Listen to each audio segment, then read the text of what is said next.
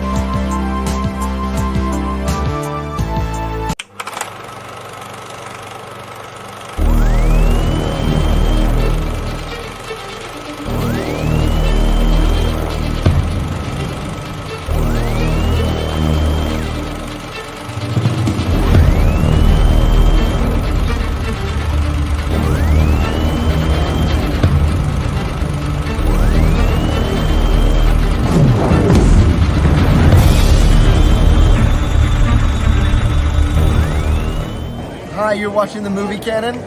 Watch Gio. And here we go.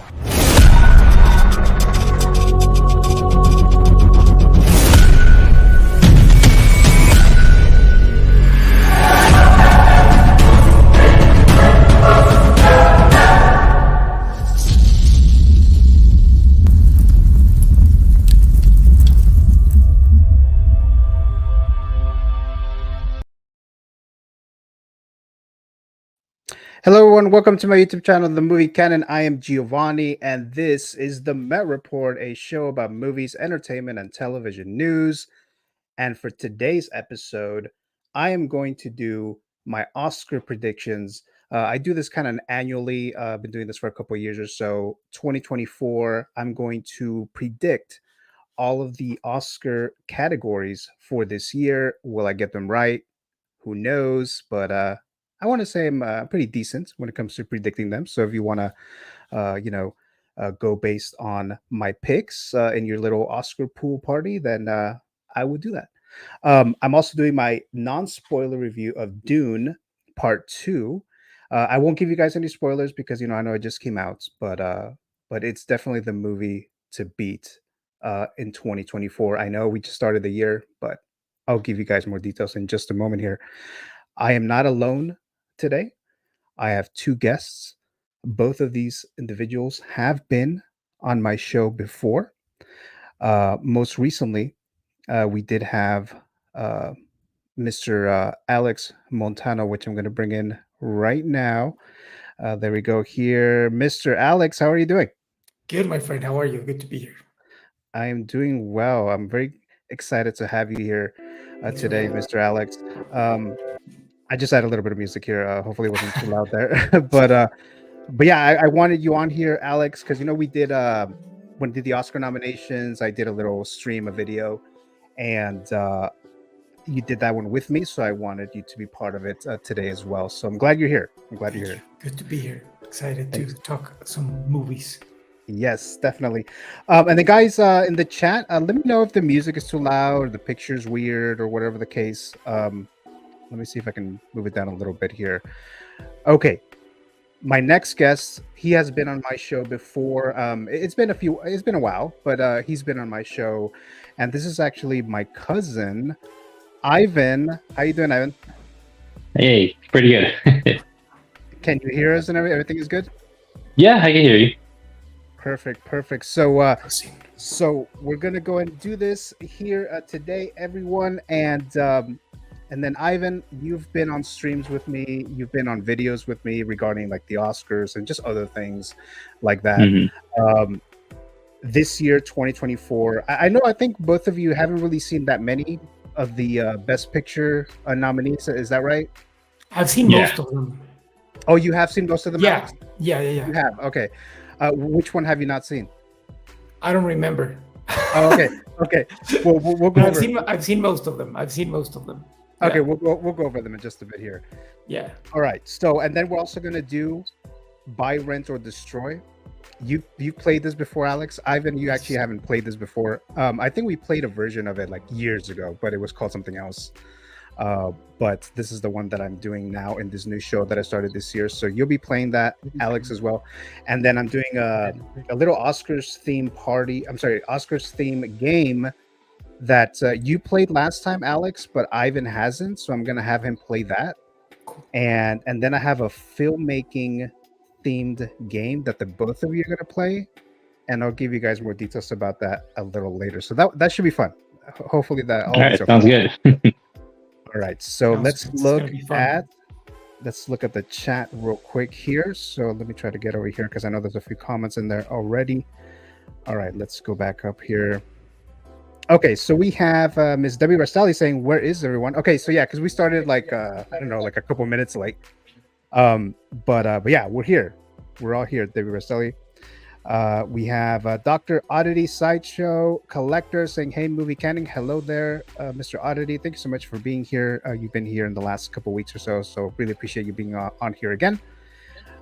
Lucifer, what's up, guys? How are you doing there? We have Mr. Oddity Sideshow Collector saying, "Let's go." They were selling same thing, and looks like it's just between the two of you guys there. Oh, Mr. Figurecraft. Hi, y'all. Hi, Gio. Hello there, Mr. Figurecraft. Thanks so much for being here. Really appreciate that. My brother, Matthew, 65 wins Best Picture. You're talking about the Adam Driver movie? I think that's what he thought. Masterpiece. I did not like that movie. I mean, Me neither. it's a very bad movie. This was saying music sounds fine on my end. Okay, perfect. Thank you so much for letting me know there. Dr. Oddity, Sideshow, Collector's Thing, everything looks and sounds good here. Okay, just letting me Nice. know about the sound check. Hi all. It's not too loud. It's actually low. Okay. Cool. All right. So I think we're probably okay there. All right. So let's go ahead, and we already caught up with the chat. So let me go ahead and begin by getting into the actually let me do the basic stuff that I do here on the show. So we have this Funko Pop giveaway that I announced, a couple weeks ago. So that one is still running here. Whoever wins this giveaway, I'm probably gonna have you guys like comments in a video, which I'll post later. It's not up yet, but you'll post a comment there, and then we'll select the winner in a future live stream.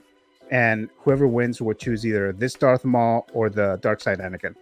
So you have the option there, because I did a poll a couple weeks ago, and then you guys selected Star Wars as the giveaway, and then you guys selected these two here as the main ones. So these are going to be the giveaways here. We have to meet the minimum requirements and all that stuff, obviously, but there we go there. And then the mystery Funko giveaway, which I have been doing, I'm going to do this today again as well, as long as I have 5 viewers in the live chat. And you guys know how that works there. Okay. So we're good there. So now I'll go ahead and get started with the first thing that I wanted to address here. Let me just move real quick here. I'm going to start just a very quick question before I begin with the actual review of Dune Part 2. Mr. Alex, did you watch? I'm assuming you watched the first Dune movie.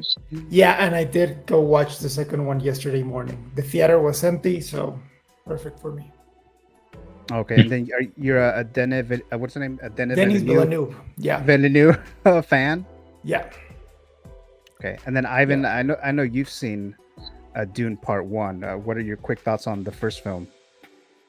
Oh, it's a great movie. Really well done, and really excited to check out the second one. Maybe in a couple of weeks, we'll see. Great. So, I watched it last Sunday. I had one of those early screenings or whatever. Nice. Let me get in here real quick. Hold on a second, guys. Okay, so I'm trying to share something here. Okay, so let's see. Okay, so again, this is Dune Part 2, starring Timothée Chalamet and Zendaya and a bunch of other actors. Austin Butler comes in here. And so like I said, I just saw this movie, early screening, and the experience in this movie was definitely top notch. Let me get rid of this real quick, actually, because I don't want to keep showing that too long. Okay, so let me go back here.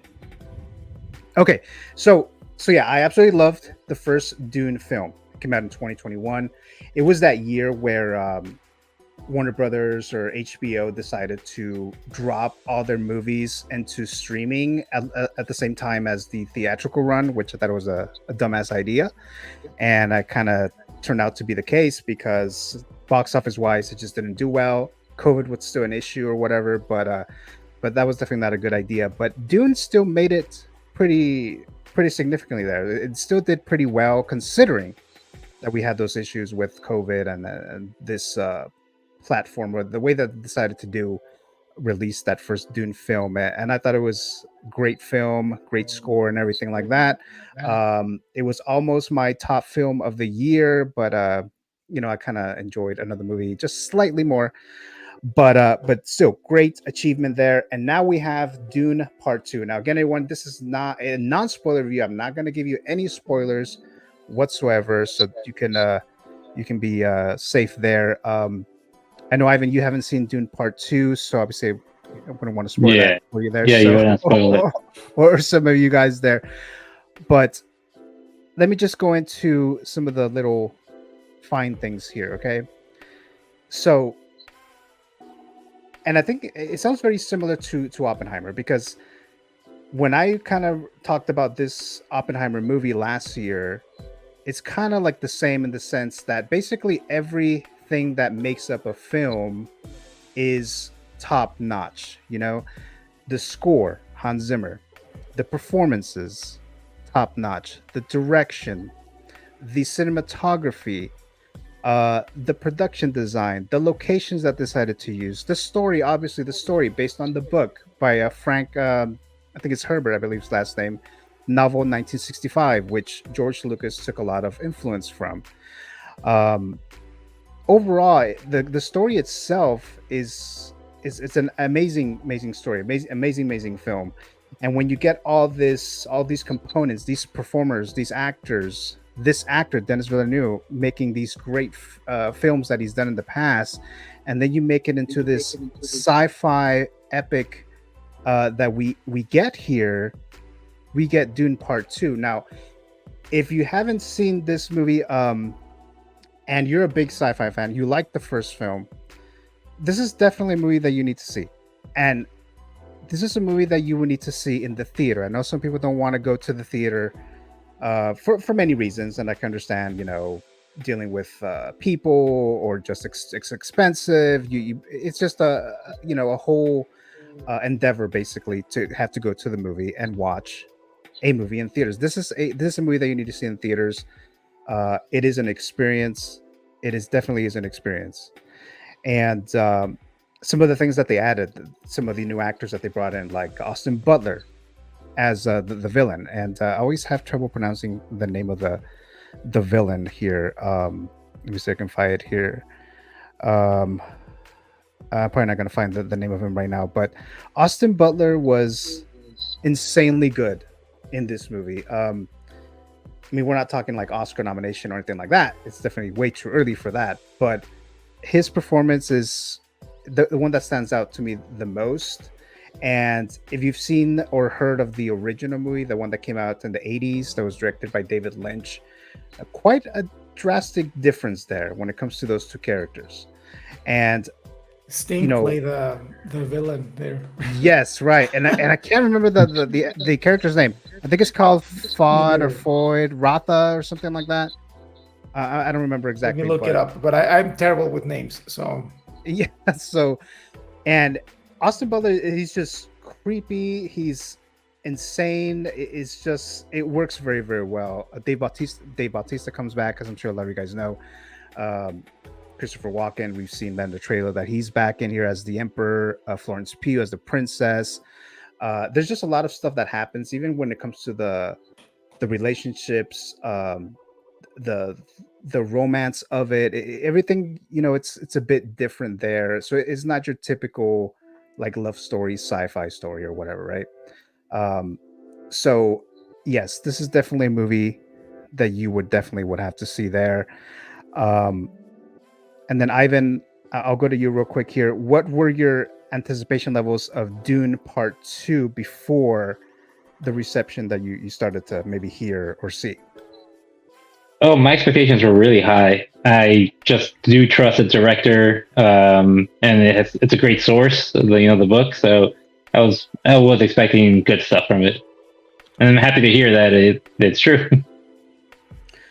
How about you, Alex? my expectations were through the roof. Like, I love the first one. I wasn't expecting it to be this good, to be honest. I was expecting to be similar to the first one at most. Mm-hmm. But this is really like, I think I was a little shocked when people were comparing it to Lord of the Rings and saying that it was just as good. Uh-huh. I think that for the time we're living, regarding cinema in general, it is like the Lord of the Rings of this decade. Mm-hmm. It is as impactful. The story is as powerful, and we don't have this kind of movies anymore. Like, this is an epic story. Like, this is a classic hero's journey, but in a new take. People are gonna, like, I understand that some people might not be into it because the world building is different from what people are used to. Like, this is not Star Wars, this is not Harry Potter, this is Right. Like you really need to pay a lot of attention to understand what's going on around you and really appreciate it. But I loved it. Like I loved it. I want to watch it again. I was surprised of how well people were behaving in the theater. There was only like 8 people there and nobody was talking. So Oh, that's a okay, good yeah. sign. That's a Yeah, great sign. Like they were focused in the movie. So, and people need to watch this movie. And yeah, everything was great about it. And No then complaints. and then when I was gonna start to talk about, because I was like, I'm gonna review Dune Part 2, because obviously I saw it a few days ago, and I was like, I'm gonna review it on Saturday, and I was like, okay, so let's contain the hype, let's not overhype it. Yeah. But then but then it's like, there's no way really around it. I mean, it's just No, like, it's a movie. Yeah. yeah. So I mean, yeah. So I mean, like I said, I was not gonna, don't overhype it, because people are hearing from everywhere, right? Critics, just regular audiences, everyone is praising the movie, and now you have this expectation, and then you're gonna go in, and who knows, maybe it's just not gonna meet it because Yeah. it's so high now, right? So I was trying to avoid that, but it's kind of hard, not to do that. But yeah, everything is just top notch. I want to see it again, and I want to see it in theaters. I believe a lot of the IMAX screenings are sold out in my area, if I understand. Kind of like with Oppenheimer. I do want to watch it again. There is a new Dune movie coming out, Dune Messiah. Denis Villeneuve is working on I think he's almost done with the script. I know Hans Zimmer is already working on the score. So that's coming. He said he's going to take a bit of a break because I'm sure this took out a lot from him to do Dune Part 1 and 2. And then Denis Villeneuve, he kind of became like one of my top filmmakers in a very short period of time, because the film that actually really made me a big fan, like I like a lot of other movies that he's made, like Arrival, Sicario, and things like that. But the one that made me a huge fan was Blade Runner 2049. And I know some people didn't really like that movie, but I actually really enjoyed it. Thought the pacing was good. It's a really long movie too. But he was able to present a story and, very good pacing in Blade Runner 2049. Something that I would say is kind of challenging. Making a movie like Dune, adapting it, and making such a scale and a great filmmaking experience was definitely a challenge as well. So I really, really enjoyed and liked this movie. The scenes with Austin Butler and Timothée Chalamet are absolutely amazing. I'm not going to give you guys any more details about that. Yeah, he looks like Voldemort, kinda, but it's really, really good. Javier Bardem was hilarious in the movie. And then I don't know if it's just me, but whenever I hear Josh Brolin speak, I will forever hear Thanos, and that's kind of what we hear in this movie. And he was in the trailer, but yeah, just a great movie. Just watch the movie. It's an experience. Make a day out of it if you can, even if you have to wait a couple weeks or so the crowd dies down or whatever.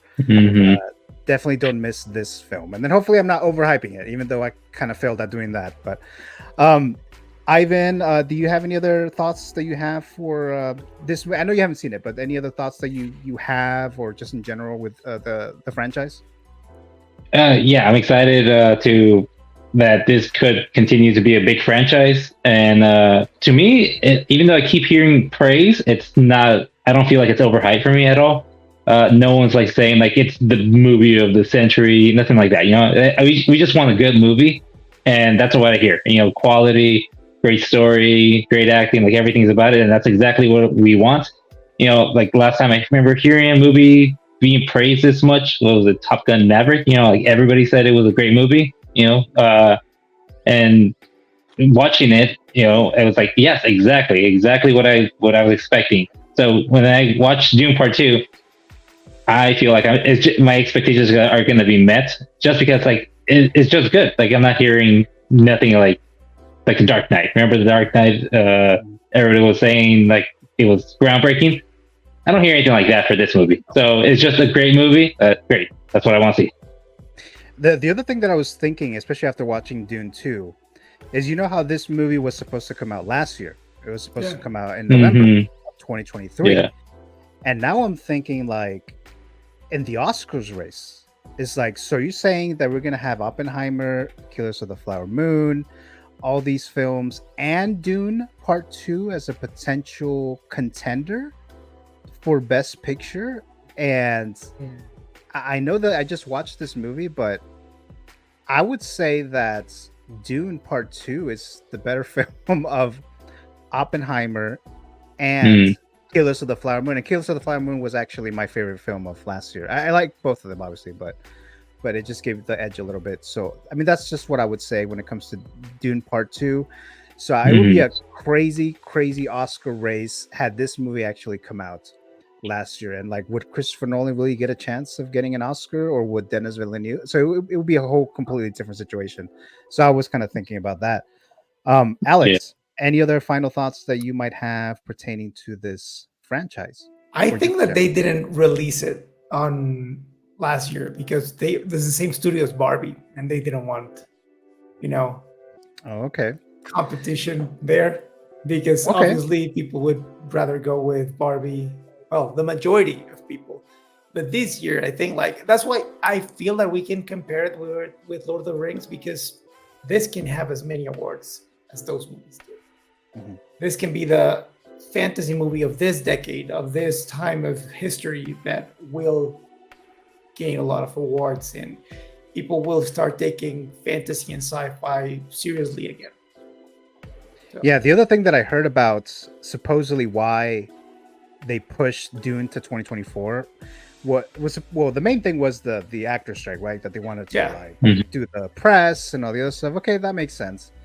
And the other thing that I heard, which I don't know if it's true or not, but you know how Christopher Nolan left Warner Brothers because of the stupid idea they did with the whole I mentioned earlier about the streaming? Yeah.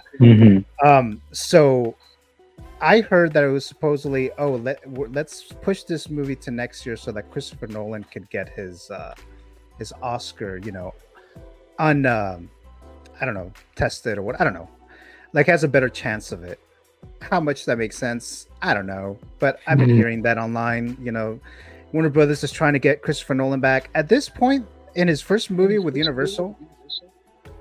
This doesn't look like it's gonna make Christopher Nolan leave Universal at this point, right? So it's probably gonna get him his Best Picture Oscar, his Best Director, possibly Best Screenplay. Yeah, I don't think that's gonna happen, but that was just a little side note there. Okay, so I'm sure a lot of you guys know, when I review films, I use the 3 S's, see it, stream it, or skip it. So obviously, Dune Part 2, I'm trying to find the little clip, that's why I'm kind of stalling. Here it is.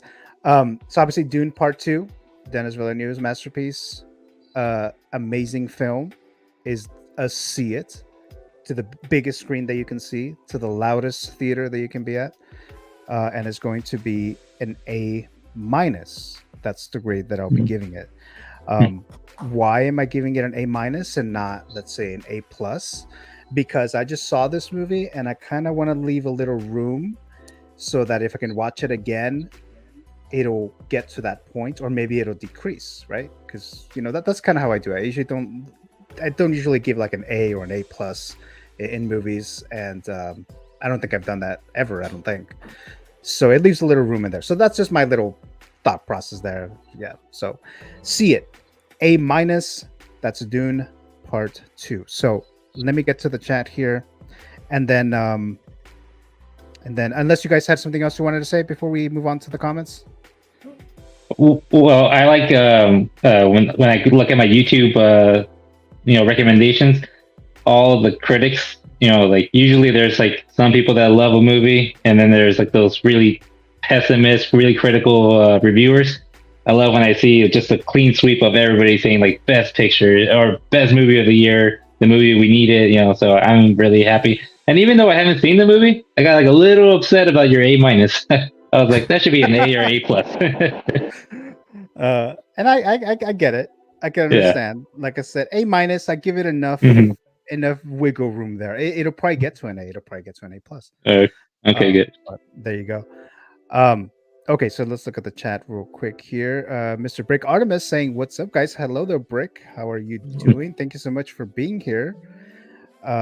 We have, oh, they're just talking about themselves right there. Let's see. Mary Guste saying, I want to see that movie. I saw the first one. Yes, definitely go watch that. This came out yesterday. And we have saying hello there. Alice is dropping by saying hello. Hello, Alice. Thank you for being here. My cousin and Ivan's cousin, Billy Goat, Chevo, blowing us a kiss, it looks like. So, hello there, Chevo. Thank you Very for being kind here. of you. Or maybe he's giving it to Alice, because Alice is throwing one back. So there you go. Kathy Navarrete saying hi, guys. Hello there, Kathy. Hello. This is Hello, right, Ivan? my mother-in-law. Yeah. There you go. Storm and Chandra saying hi, Gio. Hello there, Storm. How you doing? Thank you so much for being here. How's everyone doing? She's asking there. Good. Kathy saying, I'm looking forward to watching Dune 2. Also, hype or no hype? I am staying away from trailers or any spoilers / reviews. Well, I don't know if you felt that this was what I just did right now, but hopefully it wasn't.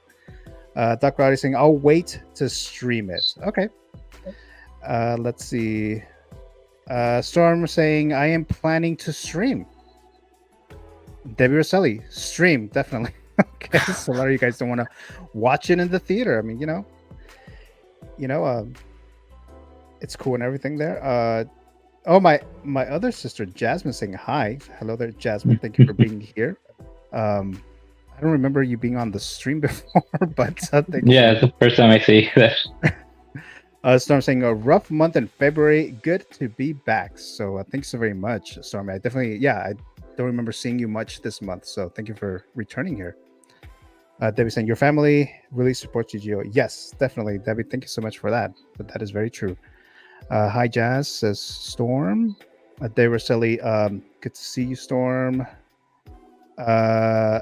Jasmine says, so I'm just the other sister. No, I said I have, wait, what did I say? My other sister. That's what I said. My other sister, not the other sister. They were saying, haha, and I want to see Ghostbusters Frozen Empire in the theater. Okay, so yeah, so we have our own taste, I guess. Some things that you're willing to go out of your way, go to the theater, pay money, make it a day. For Dr. Oddity is Ghostbusters Frozen Empire. Let's see here. I think you guys are still talking amongst yourselves there. You too, Debbie. Lots of family crisis. Okay, that's something else going on there. All right. Okay, so I think we're caught up with the chat there. Okay, so that was it for Dune Part 2. Hopefully, I didn't spoil anything there for you guys there. Okay, so the main thing that we're gonna do here today was the Oscars. Predictions, Oscars 2024, the 96 Academy Awards. I'm going to go through the categories one by one. I'm not going to spend too much time on all of them. I have graphics for like the main ones, not all of them, but we'll get into that in just a bit here. Let me see here. Alex, so far of the movies that you've seen, the Best Picture nominees that you've seen, which one of those would you say is the best so far? For me? Yeah. For me, well, the one I liked the most was Zone of Interest. That's my favorite. Because I know last time when we did the Oscar nominations video or the stream, you hadn't seen it yet, but you had. I just saw it. That's just saw it. Okay. Yeah. And then I know you said that you liked, you really like Poor Things. Yes. Yeah. So the Zone of Interest took over that slot. Yes. I like my two favorites are Past Lives is nominated for Best Picture. Yeah. Which one? Past Lives. Yes. Those two, Zone of Interest and Past Life, completely opposite movies. Yeah. I think are my favorite. Those two. Yeah, I really like Past Lives. Zone of Interest. So there was things about it that I liked, but ultimately I wasn't that into it. Didn't love it that much, but I could see one of those movies that you would have to like really dissect.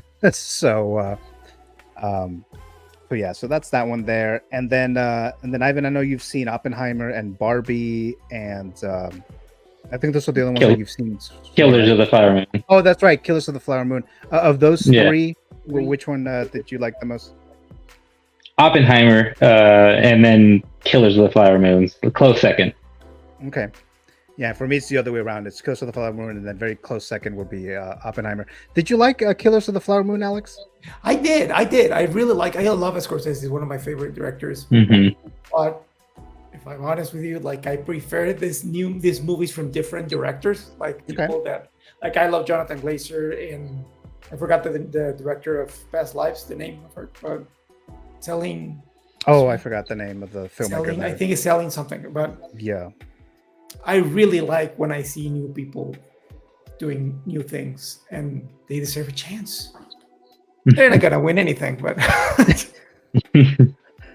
yeah. So let's see here. So I'm gonna go and begin with the my little predictions here. Now, I'm decent when it comes to predicting. Right? Obviously, I've never gotten every single one of them right. I don't think anyone has, even like the experts. Like even if you go and try to see like, here are what the experts are saying is going to win so and so and so, and even they don't get it. So I'll say I'm okay, pretty decent here, but I'll give it a shot here. I haven't seen every single movie. Obviously, I've seen a lot of them. I definitely seen a lot of them. I've seen all the Best Picture nominated films for sure. But let's go ahead and begin by starting with this one right here. So this is the makeup and hairstyling category. The nominees here are Golda, Maestro, I think Maestro, right? Oppenheimer, Poor Things, Society of the Snow. I think for me, this is probably going to be more like an obvious one. And I did watch Poor Things because I know last time I hadn't seen it yet, and I just kept saying I'm going to watch it before the Oscars, whatever. So yeah, I did see it, and I did like Poor Things. And I do think this is going to win makeup and hairstyling. I think it's just kind of obvious for me anyways. Alex, I know you've seen Poor Things and you enjoyed it. What do you think? What do you think will win? Or which one did you like? I haven't seen is Golda. I don't even know what it is. I don't know what that is. What it is either. Like, I'm sorry. I hate when I do that, but I have no idea where it is. But I think it's between Poor Things and Society of the Snow. Okay, and the Society of the Snow I haven't seen either. Is that a Spanish or Spaniard movie? Yeah, it's about a plane crash in the mountains in Chile. Oh, I see. Like they've done that movie 3 times already. Like Marshall made it in '92, and this is okay. The same movie. I don't like disaster movies like that. It's not fun. It's not like Twister and all those movies, which is like, okay, this is exciting. This was very disturbing, but the makeup is pretty good. Like there's a lot of people with burns and blood. I see. Yeah. So, but Poor Things for the win. Yeah. Yeah, I think Poor Things is going to win. Any thoughts at all on this category, Ivan? I think it should be Oppenheimer just because of Robert Downey Jr. That's it. Oh, okay. And then Tony Stark. And then Maestro. I could see the nomination because Bradley Cooper's obviously wearing some makeup for that. But yeah, I think it's going to be Poor Things, and obviously it's not just the makeup that she wears, but like Willem Dafoe's character and some other weird characters in the movie that cross the lead's character. What's her name? Bella, right? Yeah. Emma Stone's but it's everything. Like even the mustache that people are wearing, right. Like all that stuff. Right. Like that's makeup. There's a lot of hairstyling. work there. Yeah, and that's Poor Things. So I think Poor Things will win it.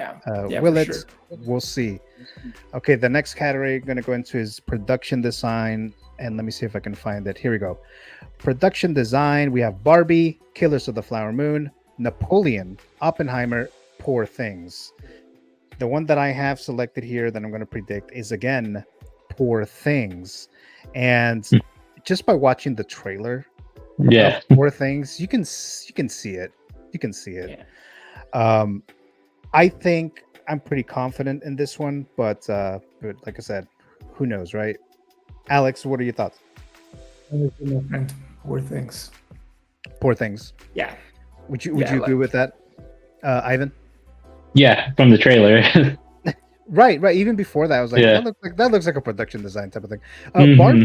Barbie, Barbie may surprise everyone because Oh of yeah, the I guess the production, but I still think it'll be Poor Things. I think it's more detailed. I think it's just more of it. If you Better didn't of it. have Poor Things, Barbie would win. Right, right. But Poor Things, like, there's no way. Yeah, it's gonna be Poor Things. So far in my predictions, 2 Oscar wins for Poor Things. So, Yeah. but will it end there? Maybe. Okay, the next one that I have here is sounds. So let me get to the category of sound. Oh, it's right here, right here, right here. Okay, best sound: The Creator, Maestro, Mission Impossible: Dead Reckoning Part 1, Oppenheimer, The Zone of Interest. This one I also think is one of those obvious ones, and I'm gonna say Oppenheimer. I think Oppenheimer. Not only are they gonna get some of the main ones, the main Oscars, but a lot of the technical ones. I think Oppenheimer is gonna get. He got 13 Oscar nominations. Like I said, I don't think it's not gonna win every single one of them, but best sound, I think it's gonna be the win right there. Ivan, what are your thoughts? agree. Oh yeah, 100% agree. And I'll be disappointed if it doesn't win for sound because the sound in the movie theater was amazing. Yes, definitely. Alex? Zone of Interest. Oh, really? Yeah, that sound design is like Oppenheimer is great, it's fantastic, but what they did with Zone of Interest, the way they play with the sound, like sound is pretty much a character in that movie. That's Okay. what keeps you like that's what's telling the story. Like for the first 5 minutes of the movie, there's a black screen and just sound of the concentration camp. So it's a pretty big deal. The way they designed the sound for that movie. I did So, like that. I did like those scenes, those moments in the film. yeah, Kind of showing us without showing us, right? Yeah. A specific scene, something that's happening, and I agree with that, with your analysis there. But yeah, I still think Oppenheimer's gonna win best sound. I But- hope not. I hope not. I hope this people who didn't have a ton of money to make the movie. Okay, right. So there you go. But probably Oppenheimer will win. Yeah. So let's see. Well, Next one is best film editing, and actually, Alex, I want to ask you because you've done you do work that is cinematography, editing, and things like that. Yes. Since we're about to get into the film editing, what would be your picks based on the nominees? Let me get there real quick here. So it's going to be film editing. Let me try to get there real quick here. Where is it? Hold on a second. Did I just go all the way? Oh, here it is. film editing: Anatomy of a Fall, The Holdovers, Killers of the Flower Moon, Oppenheimer, Poor Things. Have you seen all of these movies, I've Alex? seen all of them. Yes. Okay. So the question is not what will win, which of these 5 should win? Well, editing is complex because, like everybody says, this is a cliche, but they say that you make the movie 3 times: when you write it, when you film it, and when you edit it. And most of the times, the editor is pretty much the guy who's giving the rhythm to the movie and what you end up seeing in the screen. Like, it's not entirely the job of the director to give you that final product at the end. So, for me, the one that has the best storytelling when it comes to editing would be Oppenheimer. Okay. Because it has jumps in times and everything feels cohesive and you don't feel out of the story at any moment, and that's the most important thing with editing, that everything feels connected and cohesive. So Oppenheimer. All right. Yeah. So that was my pick. So Oppenheimer for best film editing. I think that's another one of those technical ones that's gonna get it. Ivan, any thoughts on that? Oh, I definitely agree. When the movie was over, I wanted like 2 more hours because the pacing was amazing. Yeah, so there you go there. Okay, so the next one is documentary short film. Okay, so when it comes to the shorts, now I did watch all the shorts. Alex, did you get a chance to watch any of the shorts that were nominated? The short? No, I don't think I did. Let me. Okay. I think but I watched one from Almodovar, but I don't think that's nominated. Oh, okay. Let me get to the documentary short. Maybe it'll um refresh your memory there. If I can find it. Oh, here it is. Okay. So documentary short film. These are the nominees here. These are the most difficult to predict. I also know a lot of people don't really care about the shorts when it comes to the Oscar ceremony, and they basically cut them out of the show, which I don't know. But we have the ABCs of book banning, The Barber of Little Rock, Island in Between, The Last Repair Shop. I'm probably gonna butcher this. Nine Nine and Waipo. So those are the documentary short film nominees. I'm going to predict the ABCs of book banning. Usually, a lot of these shorts are related to some kind of issue that's going on either in the U.S. or internationally or whatever the case. Obviously, the title, you can see this here, the ABCs of book banning. Like I said, I watched all these. I kind of did like this one probably the best as well, but I think it kind of just resonates with some of the issues that is happening or whatever, and the Academy usually likes to do that. So I think that one's gonna win. Any thoughts on this, Alex? I didn't watch any of them, so Okay. I'm gonna watch them, but I haven't. And then Ivan, do you have any thoughts on this at all? The shorts? Nope, but ABCs is the one that I always remember. So we'll see. Okay. So that was the documentary shorts, and let's do the live action real quick here. Let's see, where is it? Hopefully I didn't go all the way back again. Live action shorts.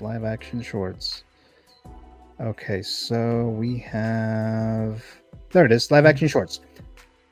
The After, Invincible, Knights of Fortune, Red, White, and Blue, The Wonderful Story of Henry Sugar. Ivan, What? and I know you haven't seen these.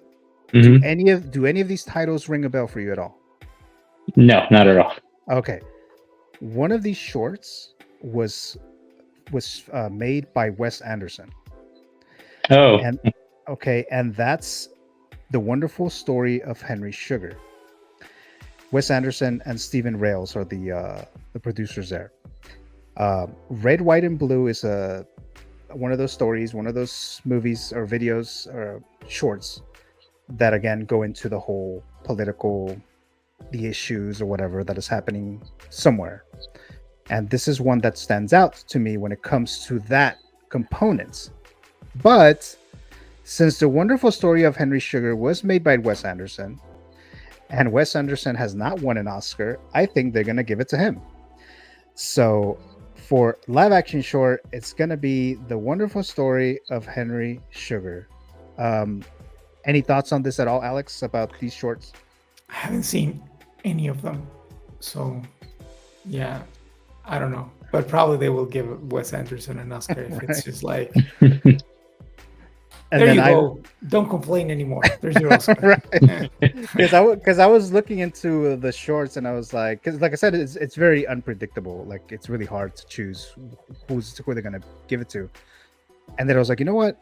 Wes Anderson hasn't won an Oscar. He got nominated multiple times for the Grand Budapest Hotel, right? And I was like, this is his chance of getting one. Maybe, I don't know. So sometimes that happens. But any thoughts on this, Ivan? Like I know you haven't seen any of them. well, I'll definitely try to watch it before the Oscars, and even if I don't, I'll still be rooting for Wes Anderson. So that's cool, I guess. Right. So yeah, there you go. So I think it's gonna be Wes Anderson. So again, that was the animated live action. I'm sorry, the live action short. And I think we're about to get into the animated short film. So let me get in there to that category real quick here. And let me see, where are we? Oh, I just missed it right here. Okay. Animated short film. Letter to a Pig, 95 Senses, Our Uniform, Pachydermium. I don't know if I'm pronouncing that right. War is Over, inspired by the music of John and Yoko. That's the one that's going to win. War is Over, inspired by the music of John and Yoko. It's the one that's obviously it's the one that stands out, I guess. I don't really have much input on this. I watched all these. I didn't really love the animated shorts this year. but I think this one the one that's going to stand out, and it'll probably be win. Do any of you guys have any thoughts at all for this animated short film category? I didn't watch any of them either. I'm sorry. It's okay. I'm sorry. I normally watch them, but I this year, like, I've been so disconnected. Yeah, same here. Yeah, like I watched, like I think I told you when we talked about, like I try to watch always the best picture nominees. Yeah, I watch as many movies as I can in the year, but I don't know. Like this year, I didn't care much about this. I'm gonna watch them. I promise. Yeah, I mean, it's fine. I mean, I wasn't expecting you guys to watch everything that I was gonna watch, but I was like, maybe there's like one, maybe there's one that you heard of that maybe but the shorts I know it's kind of hard because it's not like a movie that you would necessarily would have be advertised to, right? Or that would have been in your theater, just going out or something like that. But yeah, so that's the animated short there. Okay, so that's it for the shorts. So I'm gonna go on to the next category here, and I believe is costume design. Let me see if I can get it here. There it is. Costume design. We have Barbie, Killers of the Flower Moon, Napoleon, Oppenheimer, Poor Things, and I picked, and I think the one will win is Poor Things. If you've seen the costumes, the dresses, all the weird stuff that people are wearing and doing in that movie, fierce jumping, all that stuff, that's an obvious one to me. Alex, would you disagree with that, or you have another choice? Poor Things. Poor Things, right? Yeah. Poor Things. Yeah. Ivan, any thoughts on the costume design? Yeah, I would say Poor Things also, just by the trailer. Yeah, because I mean, we have like you could see Barbie. I mean, a lot of us have seen Barbie. The both of you have seen Killers of the Flower Moons, so you can imagine you've seen like what the costumes is there. Napoleon, I'm sure you've seen costumes designed there from the trailer and stuff like that, even if you haven't seen the movie. And then Oppenheimer, we've seen it. Poor Things in the trailer, you can kind of tell there too, right? But yeah. I wouldn't be surprised if Barbie wins it. I mean, yeah, that is definitely true. That could happen. Maybe that's the only Oscar win it'll get, but yeah, it could, but it's between those two. Like it's between Poor Things and Barbie, because the other three, like we've seen that so many times. Like, yeah, Napoleon, we've seen that hundreds of times. Oppenheimer, the costume design is not. It's not like we've never seen that before. So it's kind of like that era, like we kind of. And it's very difficult to recreate. I'm not saying it's easy. Right. The other two are it's well done. Yeah. Yeah. And actually, let me get into the live chat. I saw a couple on there before we continue here. Let's go back here. Hold on a second, everyone. Okay, that's something else going on there. Okay, so Dr. Artie, Sideshow Collector, saying, I haven't seen any of the nominees. So there you go. They were saying, I have never heard of Poor Things. Okay, well, that's something else there. So that's the Emma Stone movie. It's a weird looking movie, just in the trailer. It's a weird movie. Yes. Where'd you get that? Dropping by here. Hello there, Mr. Where'd you get that? Cody, thank you so much for being here, like always. And Mr. Brick Artemis saying, can't wait for the Oscars. Thank you so much, Brick, for still being here. Debbie Rosselli, just saying hello there. Mary Gusta saying, I definitely watch the Oscars. Let's see. Storm saying, not saw them. I agree because of John and Yoko, but not saw them. Or you haven't seen them, it looks like there. Where can I see Poor Things? I think right now, Poor Things, you could probably only watch it. I mean, if you're in the US, right? I think you're here in the US. I think right now only in theaters right now. I don't think it's on streaming yet. I thought I was looking up on the website to see where can I stream the movies, and I thought they're predicting Poor Things to be in Peacock end of February, so it might be on Peacock now. Oh, okay. All right. But I haven't looked at the end of the month.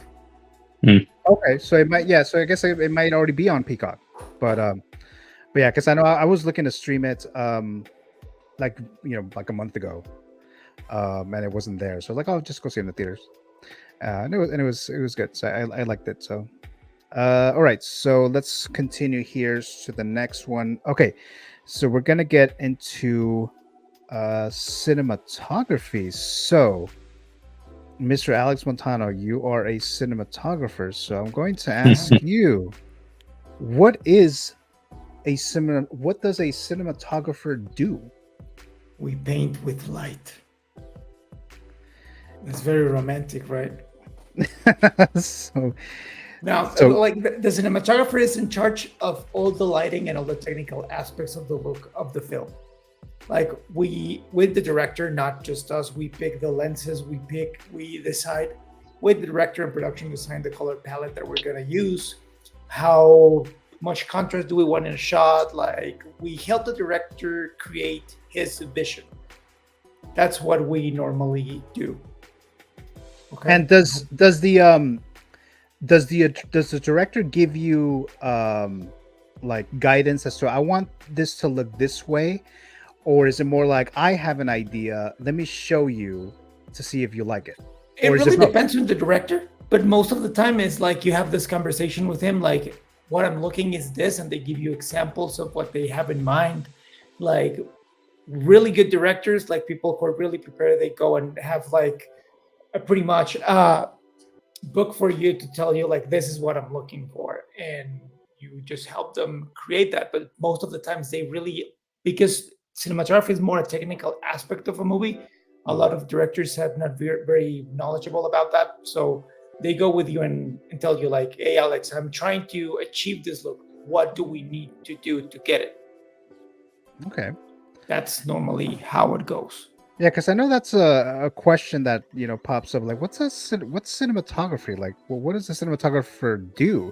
So, I mean, I've heard that everywhere, and here I have a cinematographer who Yeah, could it's have explained. complex. Like it depends. Like on indie movies, the cinematographer most of the times also operates the camera. In big movies, Right, you I've have the seen that. Yeah, cinematographer, the cam op. You have a lot of the time like 3-4 cam ops. So yeah, it depends, but really the job of the cinematographer is the look of the movie. Like you focus, like the director focuses on the actors, while the cinematographer is in charge of the shot and everything. It's a really difficult task, to be honest. You yeah. have to be Sounds like it. you have to be in every single detail, Oh yeah. and it takes time. It takes time, and it's not easy to do it. I've done it Yeah. for the past 10 years, so Okay. Very cool. Very cool. Alice is saying a cinematography, like cinnamon. Dr. Oddity saying, Poor Things says buy or rent here. It's not on Peacock yet. Okay, so I guess it won't be on there just yet. Probably maybe next week or the next couple weeks. Yeah, that was just a prediction they're making in that article. Right. Yeah. Right. A small town, but we'll check. All right. Okay, so now let's get into the categories here for best cinematography. Now that Mr. Montano gave us an idea as to what a cinematographer does. So we have El Conde, Edward Lockman, Killers of the Flower Moon, Rodrigo Prieto, Maestro, Matthew Libat, I'm probably going to mispronounce this, Libatique, Libatique, Oppenheimer, Hoyt van Hoytema, Poor Things, Robbie Ryan. Okay, so this one I did struggle a little bit to make a prediction, and it could go either way. I think it's going to be either Oppenheimer or Poor Things. Those are the two that, or maybe even Killers of the Flower Moon, but I think it might just be Poor Things or Oppenheimer. I'm going to go ahead and straight up predict Oppenheimer as the best cinematography Oscar win there. Alex, would you choose Oppenheimer? I would choose Oppenheimer or Killers of the Flower Moon. Which one do you think will win? Oppenheimer, just because of the technical stuff that the movie has. Like it's very complex to achieve what they did. Poor Things for me is more a job of the production design. Like obviously you work as a team, but Poor Things is more, it's like watching the Cabinet of Dr. Caligari, a movie from 1920s. Like you get into the movie because of the production design, not really the cinematography, and the camera work is good, but I think Oppenheimer or Killers of the Flower Moon did a better job at it. So Okay. So I do think Oppenheimer will win. Ivan, Yeah. any thoughts? I think Oppenheimer will win. I did like Killers of the Flower Moon better, the cinematography in that. Okay. So yeah, so it looks like we're all Well, consensus Rodrigo here Prieto with is Oppenheimer. a Mexican like me, so it's pretty cool. Oh, there you go. Yeah. There you go. Let's see here. Okay, so that was my pick there for cinematography. Okay, so let's go on to the documentary feature film. I haven't seen any of those movies. The documentary feature, like I didn't even know like what they were. So I'm just straight up guessing here. But the nominees are Bobby Wine, The People's President, The Eternal Memory, Four Daughters, To Kill a Tiger, 20 Days, and Mariupol. And sometimes, actually, a lot of the time, when it comes to the Oscar race with this particular category, there's always one that stands out. Like, oh, this one's the one that's gonna win. Everyone's talking about it. Everyone's saying this is the one. I don't feel that was the case here. So I'm just gonna go and guess 20 Days and Mariupol. That's just my shot in the dark. So there you go. No idea what these documentary feature films are. So sorry about that. Maybe I'll get lucky and actually predict this correctly. Alex, did you watch any of these documentary No. feature films? No. And then Ivan, you haven't seen any of those either, right? No, I haven't. Yeah. So we'll I'm see. sorry. We'll see what happens. No need to be sorry at all. Okay, so let's move on to the next one here. Okay, so this is best song. Okay, so for this one, I do have a graphic. So let me get to the little. When it comes to moving this screen that you see on the website, and then my graphics is going to look a little weird. Okay, so just bear with me there. There you go. Best original song. The Oscar nominees are The Fire Inside from Flaming Hot. I'm Just Ken from Barbie. It Never Went Away from American Symphony. Wasasi, A Song for My People, from Killers of the Flower Moon.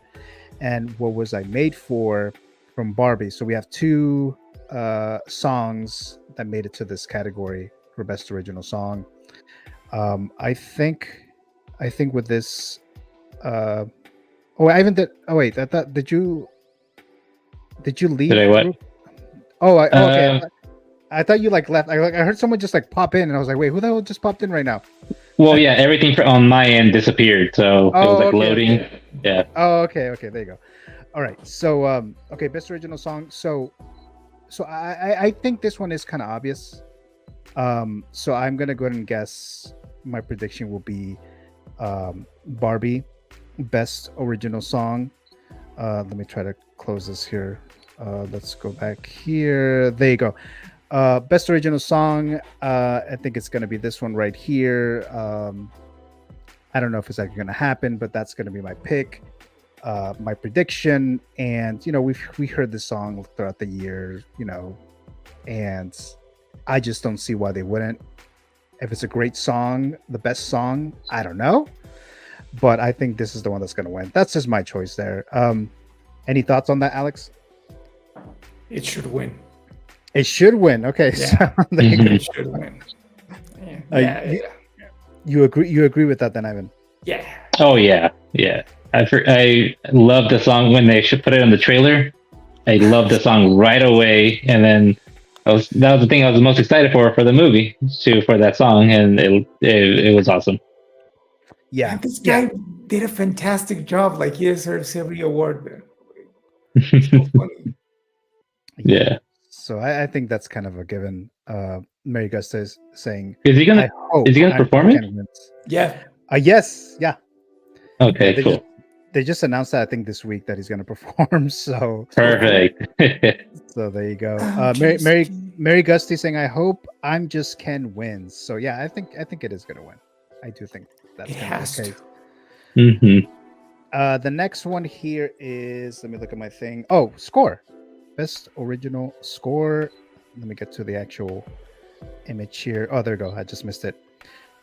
Original score: American Fiction, Laura Cartman, Indiana Jones and the Dial of Destiny, Mr. John Williams, Killers of the Flower Moon, Robertson, Oppenheimer, Ludwig Göransson, Poor Things, was it Jerskin Fendrix?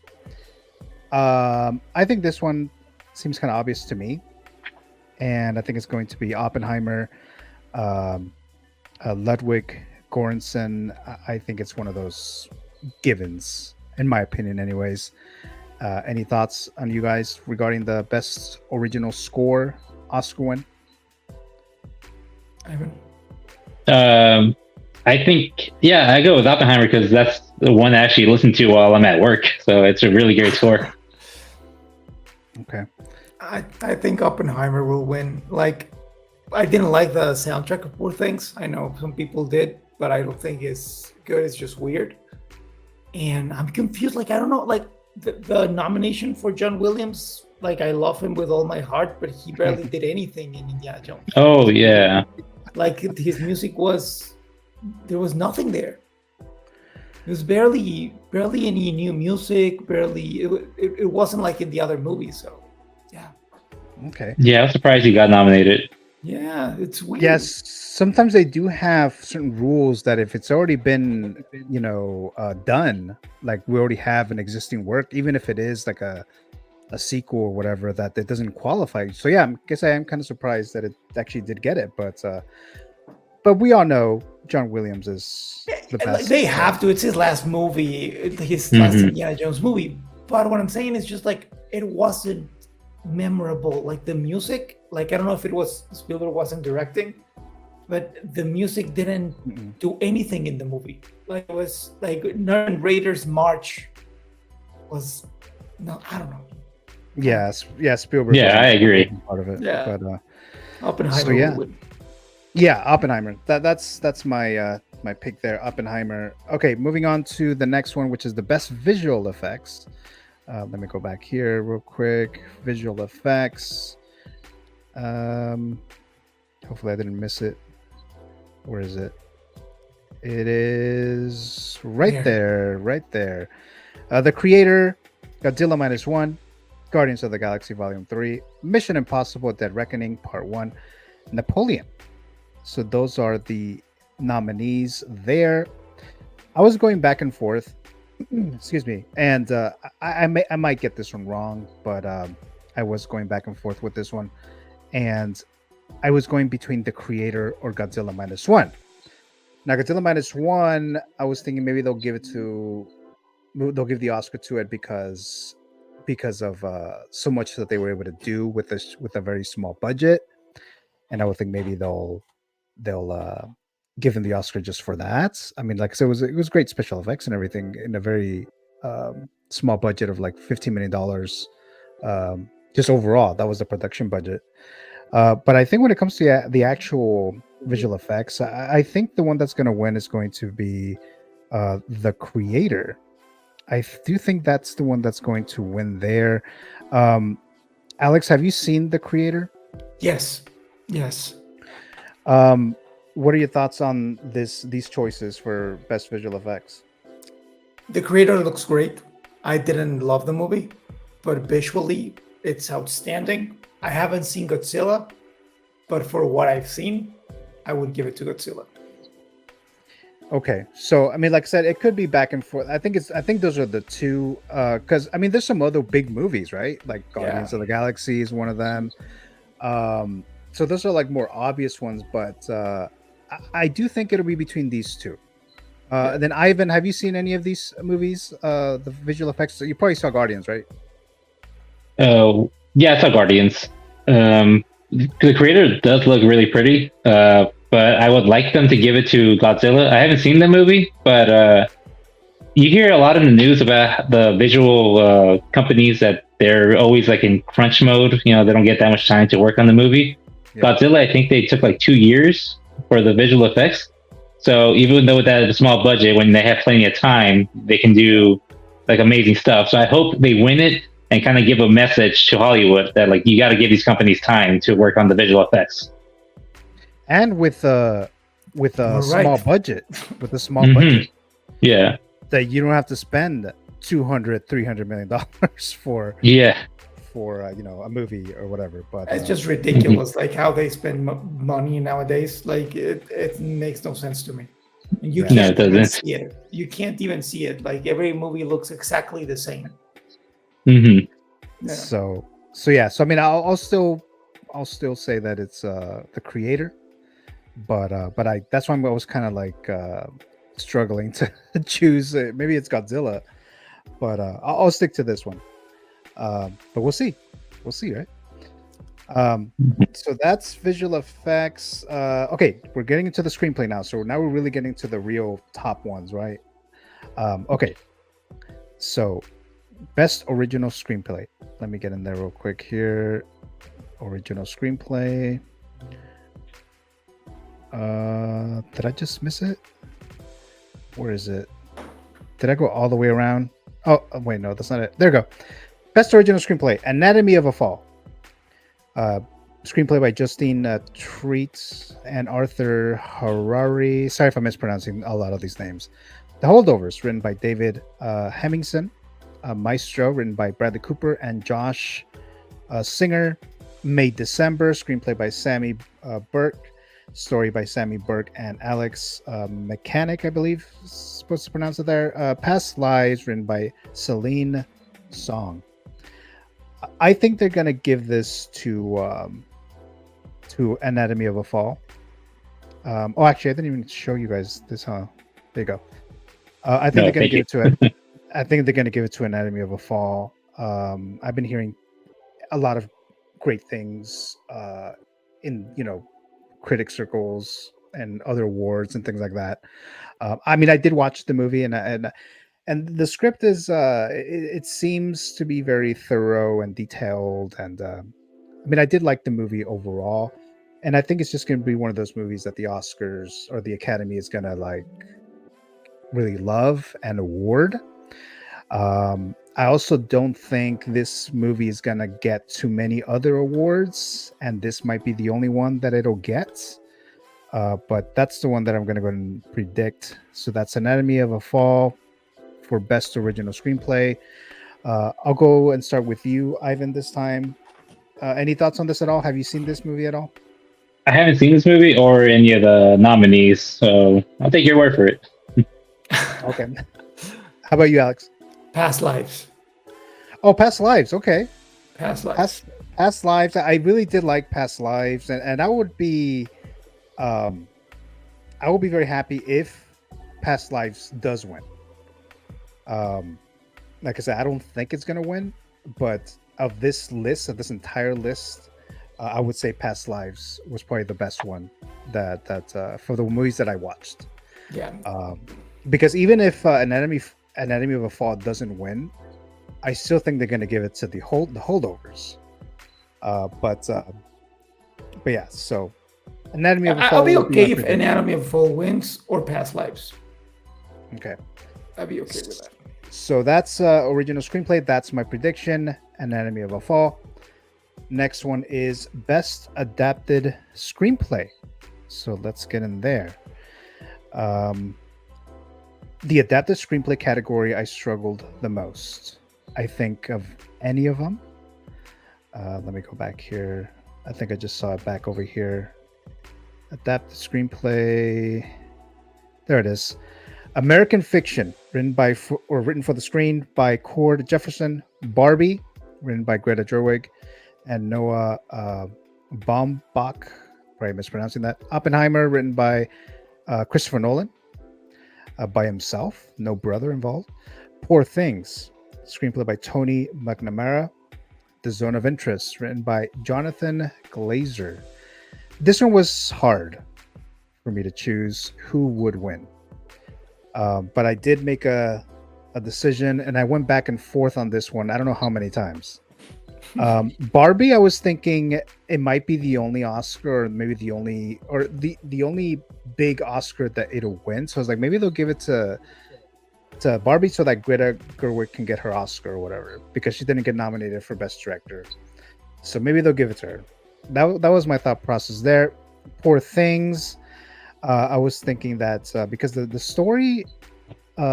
storytelling in that movie, I know it's based on, I think it's a novel, I believe, the story in Poor Things is definitely something unique, and it's definitely a weird looking.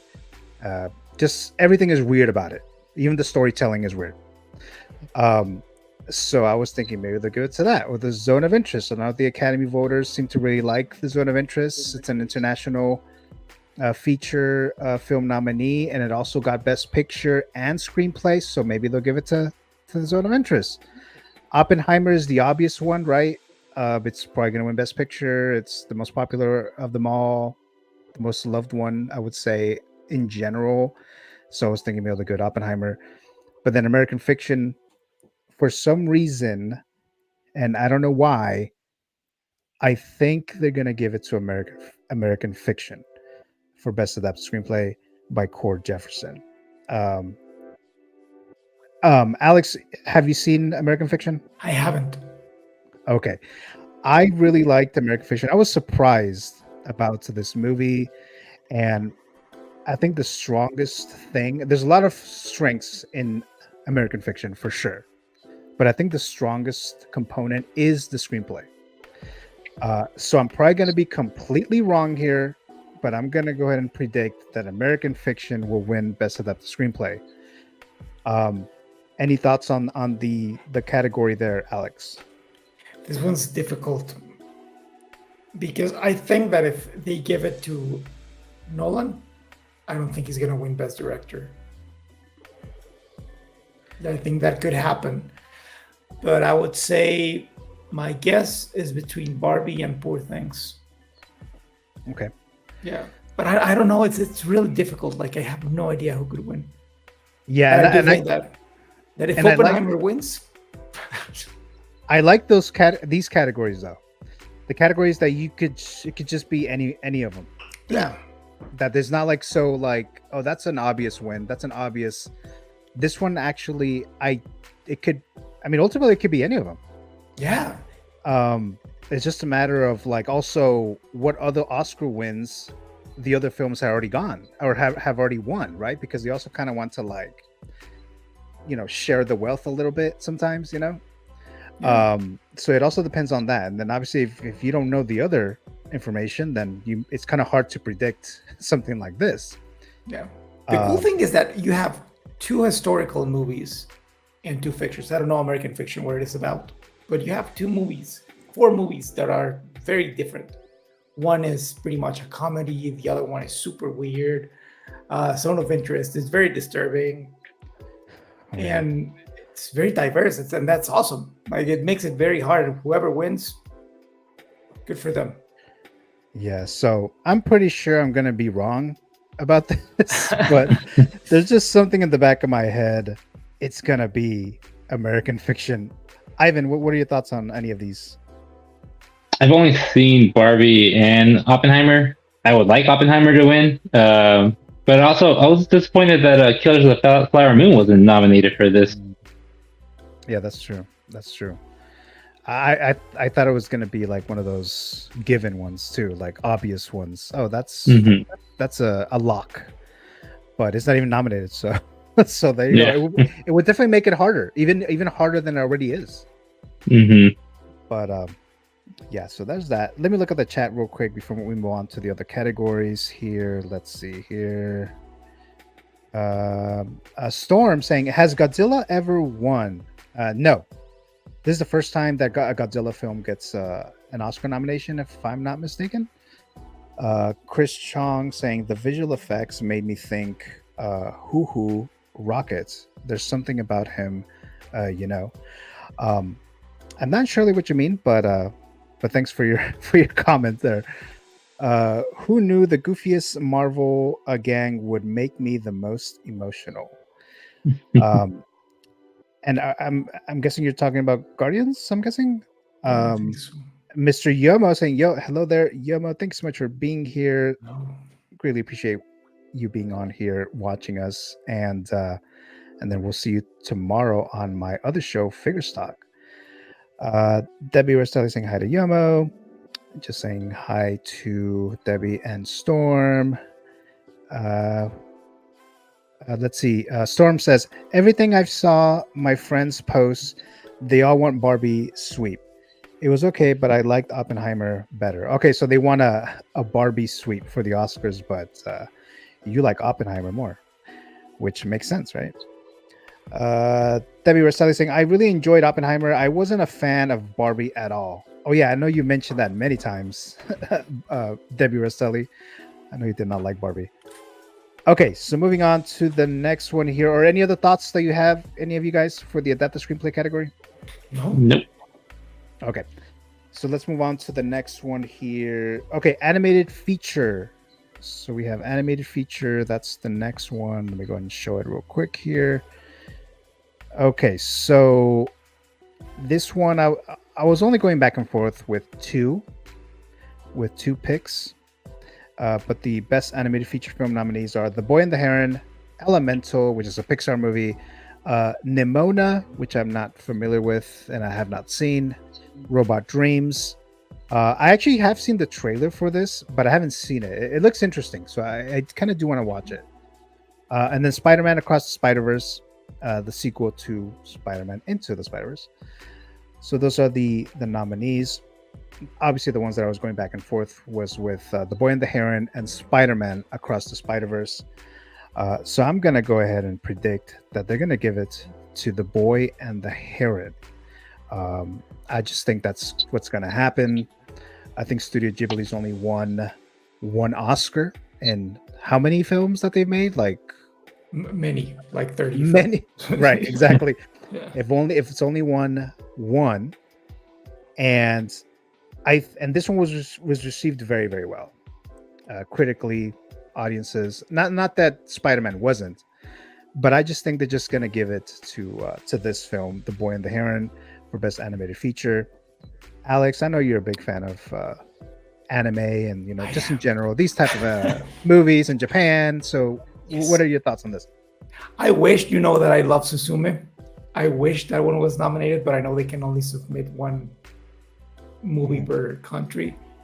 I think The Boy and the Heron will win, but if Spider-Man wins, I'm okay. Like, both of them, I think, are groundbreaking with animation, and the storytelling is great in both of them. Yeah. But I think Miyazaki is just like Scorsese. Like, these two people have a huge career behind them and are incredibly talented, that they need that recognition. And I love that now in the States, like, anime wasn't that big 15 years ago, and people now love it and are more interested in watching this kind of stuff. So yeah, it's a work of art. Ivan, any thoughts? I've only seen Across the Spider-Verse, so that would be my personal choice. But I've heard a lot of amazing things about this one that you predicted. But also, Into the Spider-Verse won the Oscar, right? Right. Yeah. Right. For okay. Yeah. So do you think that hurts it, the chances of Across winning it? That is a component. That is a factor that I looked into, and Okay. I think it does a little bit. Okay. But I think the other ones that I mentioned, the fact that this studio hasn't gotten any Oscars in a very long time. It only won one, and it's closer, to the end of some of the lives of some of these animators or creators or whatever. So I think maybe they'll give it to this one. But Okay. that's my pick there, Boy and the Heron. But who knows? Maybe they'll give it to Spider-Man. But Nice. yeah, so that was that for the animated feature film. Let's get into the international feature film category. Let me get there right now here. Okay, so you guys can see it now. Yeah. Okay, so best international feature film, Io Capitano from Italy, Perfect Days from Japan, Society of the Snow from Spain, The Teacher's Lounge, Germany, The Zone of Interest. Still, the only one that I've seen is The Zone of Interest, United Kingdom. You talked about Society of the Snow, Alex, about that, and I know you've seen Perfect Days as well. Yes. Did you watch the other two? No. Okay. So I mean, my prediction is going to be The Zone of Interest. I mean, it got a Best Picture nomination as well, so I think that's kind of like a given that it'll win the animated. I'm sorry, the international Zone of Interest, the the most international fun cartoon. right.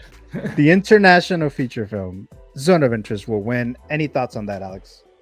I think it's between Zone of Interest and Perfect Days. I think it's between those two. But Zone of Interest, it like I was saying, it's so intense and nothing happens. So, yeah, Yes.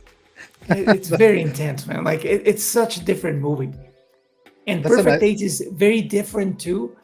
It's also a movie where nothing happens, but it makes you feel good about life. Like this one makes you hate humanity, and the other one makes you love being alive. So it's pretty Okay. the opposite things. Right. And Wim Wenders is one of my favorite directors as well, and Jonathan Glazer, I love his work. So it's very complex, but I think this will win. Yeah. Yeah, I think it'll win. Any thoughts on this at all, Ivan? Zone of Interest is the only one I know about, so I go with this one. All right. And then they got a Best Picture nomination as well. So it's kinda Yeah, like, that helps. Yeah. yeah, definitely. Let's see here. Let's look at the chat real quick before we move on to the next one. Let's see. Storm says, I consider Barbie a migraine brain movie. No deep thinking. Mary Gusta saying, hopefully your predictions come true. I mean, I'm not going to win any money or anything like that unless I do something about that. But Chris Chong saying, Mario not here is a crime. Yes. So there was I can't make a comment on Barbie Storm. It's too cruel. Ivan, are you back? Yeah, I'm back. Oh, okay, there you go. Because I hear like a little boop when someone pops in, and I just Oh, feel that okay. anyway. Dr. Adi says, talk about Barbie, Debbie, laugh out loud. I will get thrown off the internet. Oh, wow. Damn, you really didn't like Barbie there. Okay. So we got there. Okay, so move on to the next one here. And the next one is... Oh. Am I really doing Best Director already? I'll save the Best Director. Next one is going to be Best Supporting Actress. So we'll go to that one. Let me get over here real quick. Best Supporting Actress. Actress in a Supporting Role. There you go. Okay, so let me bring this up. Okay, so Best Supporting Actress. The nominees are Emily Blunt for Oppenheimer, Danielle Brooks, The Color Purple, America Ferrera for Barbie, Jodie Foster for Nyad, Davine Joy Randolph for The Holdovers. So I've seen all these performances, and the one that I actually enjoyed and liked the most is the Danielle Brooks from The Color Purple. That's not what I'm picking that will win. I think the one that's going to win is Davine Joy Randolph, The Holdovers. She's been winning all the other ones, and usually when it comes to the supporting categories, the supporting actress and supporting actor are kind of like the same each year, where there's like one person that's just winning all the awards leading up to the Oscars. Very rarely do we get like a surprise. Yeah. And I think that's going to be the case here. It's going to be her from The Holdovers. Let me get an image of that real quick here. Alex, any other thoughts different from the Best Supporting Actress? I didn't watch The Color Purple or the other movie with Jodie Foster, but I think The Holdovers is going to win too. Yeah, I think she's just going to win. Yeah. Like I said, she's won all the other ones. Did you have any thoughts on this, Ivan? Yeah, I think she'll win it. That's pretty much it. Did you like Emily Blunt? Do you think she should have been nominated for this movie? Emily Blunt? Yeah, for Oppenheimer. Yeah, I think she should have been nominated. I don't think she'll win it just because she didn't have as much screen time, but she did a great job. So, and I'm happy she was nominated. America Ferrera, I think she shouldn't have been nominated, but whatever. It's the most stupid nomination I've seen in my entire Yeah, life. she probably got it for that one scene that was like so heavy-handed, but whatever. It's just ridiculous. Like, Yeah, It gets me angry every time. I see it. Yeah. But whatever. Like she like I hope she enjoys her moment of fame and being important on red carpet, because I don't think it's gonna happen. That's again. gonna be the last time. Wow. Yeah. And she's not bad, but it's she's not good either. So Mhm. So that's my prediction there. Okay, moving on to best supporting actor, and let me go there real quick here. And I think we all know this one as well. Sterling K. Brown for American Fiction. Robert De Niro, Killers of the Flower Moon. Robert Downey Jr. for Oppenheimer. Ryan Gosling for Barbie, and Mark Ruffalo for Poor Things. So yeah, this one's obvious. They're gonna give it to Robert Downey Jr. He's been winning all the awards, kind of like what I mentioned about the Best Supporting Actress category. Same thing here. Robert Downey Jr. is gonna win it. I'll be shocked if he doesn't. What are your thoughts, Ivan? I'll be pissed if he doesn't win it. Oh, damn, you're I'm rooting for him hardcore. Yeah, no, this is one of the nominations I'm most excited to see, and I really hope he wins it. Not even more than Ryan Gosling as Ken? Ken was great, but Robert Downey Jr. did the best.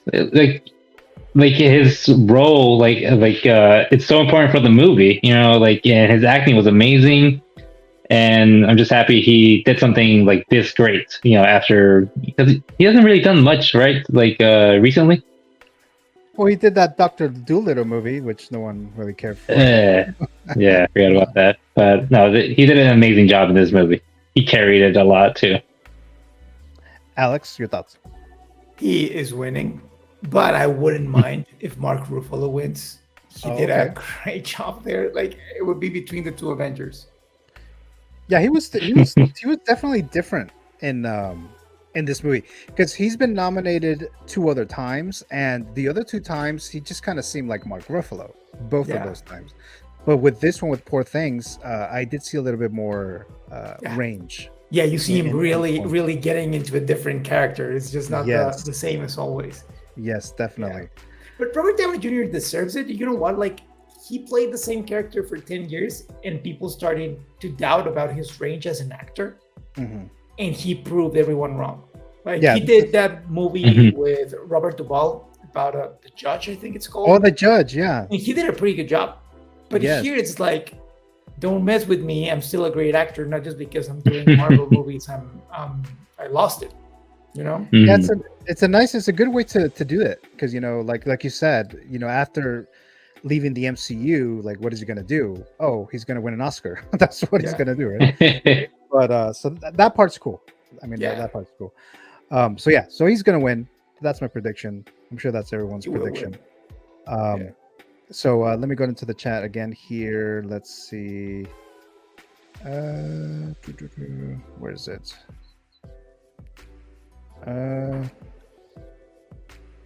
Chris Chong saying, I love how we still think the Oscars or any big award show isn't just who bribed the judges the most, hence tiny grain of salt. I'm not entirely sure how that would work exactly, especially when there's like thousands and thousands of members. You have to bribe thousands of people to do that. But there's no bribe there. Like, there can be a lot of stupidity with the people working there. But it's like when people say that bribe the critics to talk good about a movie, and it's like, dude, they're not that important. Right, exactly. Debbie Rosali saying, yeah, she's wonderful in The Holdovers. Storm saying, Jodie, I think, but who knows anymore. Mary Gusty saying, Robert Downey Jr. will win hands down. Yes. Let's see. I think Robert Downey Jr. will win. Yeah, there you go. Chris Chong says, that's why I don't get mad at any of these nominations. Just care about what I watch, no matter the number of awards. And there was a whole video explaining the process. Right, yeah. So there's a long process of how they select the nominees and winners and all that stuff. Okay, so moving on to the next one here is, let's see, where are we? Best Actress. So actress in a leading role. And let me just move them real quick here. Where is it? Oh, I just need to bring it up here again. Bring it up. Okay, there you go. So this one, at first I did have a bit of a struggle as well as to who would win this one. But the nominees are Annette Bening from Naiad, Lily Gladstone from Killers of the Flower Moon, Sandra Hüller for Anatomy of a Fall, Carey Mulligan from Maestro, Emma Stone for Poor Things. I've seen all these performances, and the one that I think will win for this is going to be between Emma Stone and Lily Gladstone. And I think ultimately they are going to give it to Lily Gladstone for Killers of the Flower Moon for a couple reasons. I guess the first one is it did just win the SAG. So the Screen Actors Guild, a lot of the voters there are also the same voters for the Academy. So that's the number one thing there. The other thing is her win will make history, whether you agree with it or not. But that's another component there. And then the third one is that Emma Stone has won an Oscar before. And they may just want to give it to someone else. So that's how I came up to that conclusion that they'll give it to Lily Gladstone. Alex, what are your thoughts? I agree with you completely. Ivan? Yeah, same. She should win it. No, I did like her performance. I did like her performance in Killers of the Flower Moon. I really liked it. Very subtle performance, but I did really like it. I hadn't seen Emma Stone, so I kind of like both of them equally. Both performances. Very, very strong. Maybe like I like more what Emma Stone did, especially at the beginning of the movie, like acting as a child and learning how to walk and all of that. I think it's more of a challenge to do that in a way because you have to create a character from zero. But yeah, she won an Oscar already, so Lily Gladstone is a better pick. And knowing like the whole politics of how things work nowadays, I think like they would rather. And I'm not saying she did a bad job. Like I love what she did, but they're gonna give it to Lily Gladstone. Yeah, that's what I think. But like I said, I still wouldn't be shocked if they do give it Emma Stone. But I think it'll be Gladstone. Okay, moving on to Best Actor. Okay, so Best Actor in a Leading Role, we have, let's see, just to make sure that you guys can see it. Okay, yeah. Bradley Cooper, Maestro. Coleman Domingo, Rustin. Paul Giamatti, The Holdovers. Cillian Murphy, Oppenheimer. Jeffrey Wright, American Fiction. I could understand and appreciate Bradley Cooper's efforts in this character in Maestro. I hated the movie. And I don't think he's going to win this. Coleman Domingo, I think it's probably the top two performances that I really, really liked in Rustin. And not a lot of people are talking about this movie except this nomination. But even so, that kind of like died down. So I don't think that's going to win either. Or Domingo, I don't think he's going to win either. Paul Giamatti, I heard, they're saying, it's going to be between Cillian Murphy and Paul Giamatti. And I don't think so anymore. I liked Giamatti in The Holdovers, but I just don't think he's going to be strong enough to beat the real winner here. Jeffrey Wright, I thought he was hilarious in this movie. I love the movie. He's great in it. He definitely carries the movie. I don't see the Academy giving it to him. So it's going to be Cillian Murphy. I think that's kind of an obvious one there. Cillian Murphy will win Best Actor for Oppenheimer. Let me see here. There you go. Ivan, any thoughts on Best Actor? I think Cillian Murphy should win it. He did a great job in the movie. How about you, Alex? Cillian Murphy, like there's no question. Like I don't think it's even like this one it's set in stone since day one. Right. He's winning. Yeah, he's winning here. This is I hope so. No one can argue this. Like no, like if he doesn't win it, people will riot. Like Oh, wow. like I don't know. Let's see if I have any other comments here. Where is it? Chris Young says bribery process. Oh, that's what the video is talking about. Mary Gusty saying Emma Stone. Hi, Mary. Oh, they're just saying hi there. Chris Young saying, I know I just said I don't care, but rooting for Zaddy Cooper? Oh, okay, never mind. Bradley Cooper. Okay, got it. Okay, so there you go. So best actor, Cillian Murphy. Okay, so the next category here is director. There's two more: best director and best picture. And these are going to be so obvious, right? So very, very obvious. It's not one of those years where you're like, oh, maybe it's this one, maybe it's that one. I'm just trying to find the damn image. Where is it? Oh, there it is. Okay. So best director nominees are Anatomy of a Fall, Justin Trite, I'm probably mispronouncing that. Killers of the Flower Moon, Martin Scorsese, Oppenheimer, Christopher Nolan, Poor Things, Yorgos Lanthimos, The Zone of Interest, Jonathan Glazer. It's going to be Christopher Nolan. He's going to get his first Oscar for directing. Maybe he would already have an Oscar for the screenplay, if I'm wrong. So it's going to be Christopher Nolan. Ivan, I know you're a big fan. Well, a lot of people are, but I know you're a very big fan of Oppenheimer and Christopher Nolan. What are your thoughts?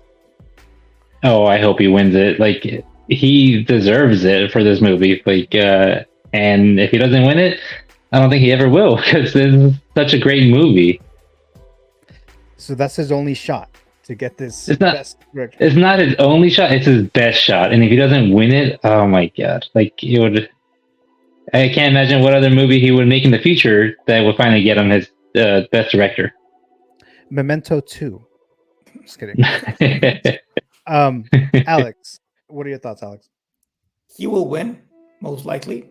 But if he doesn't, he can be like Hitchcock. Hitchcock never won a best director, and still, like, he's one of the most important directors ever. So yeah, I think if he wins best screenplay, I don't think he will win best director, but I think they would rather give him this than the screenplay.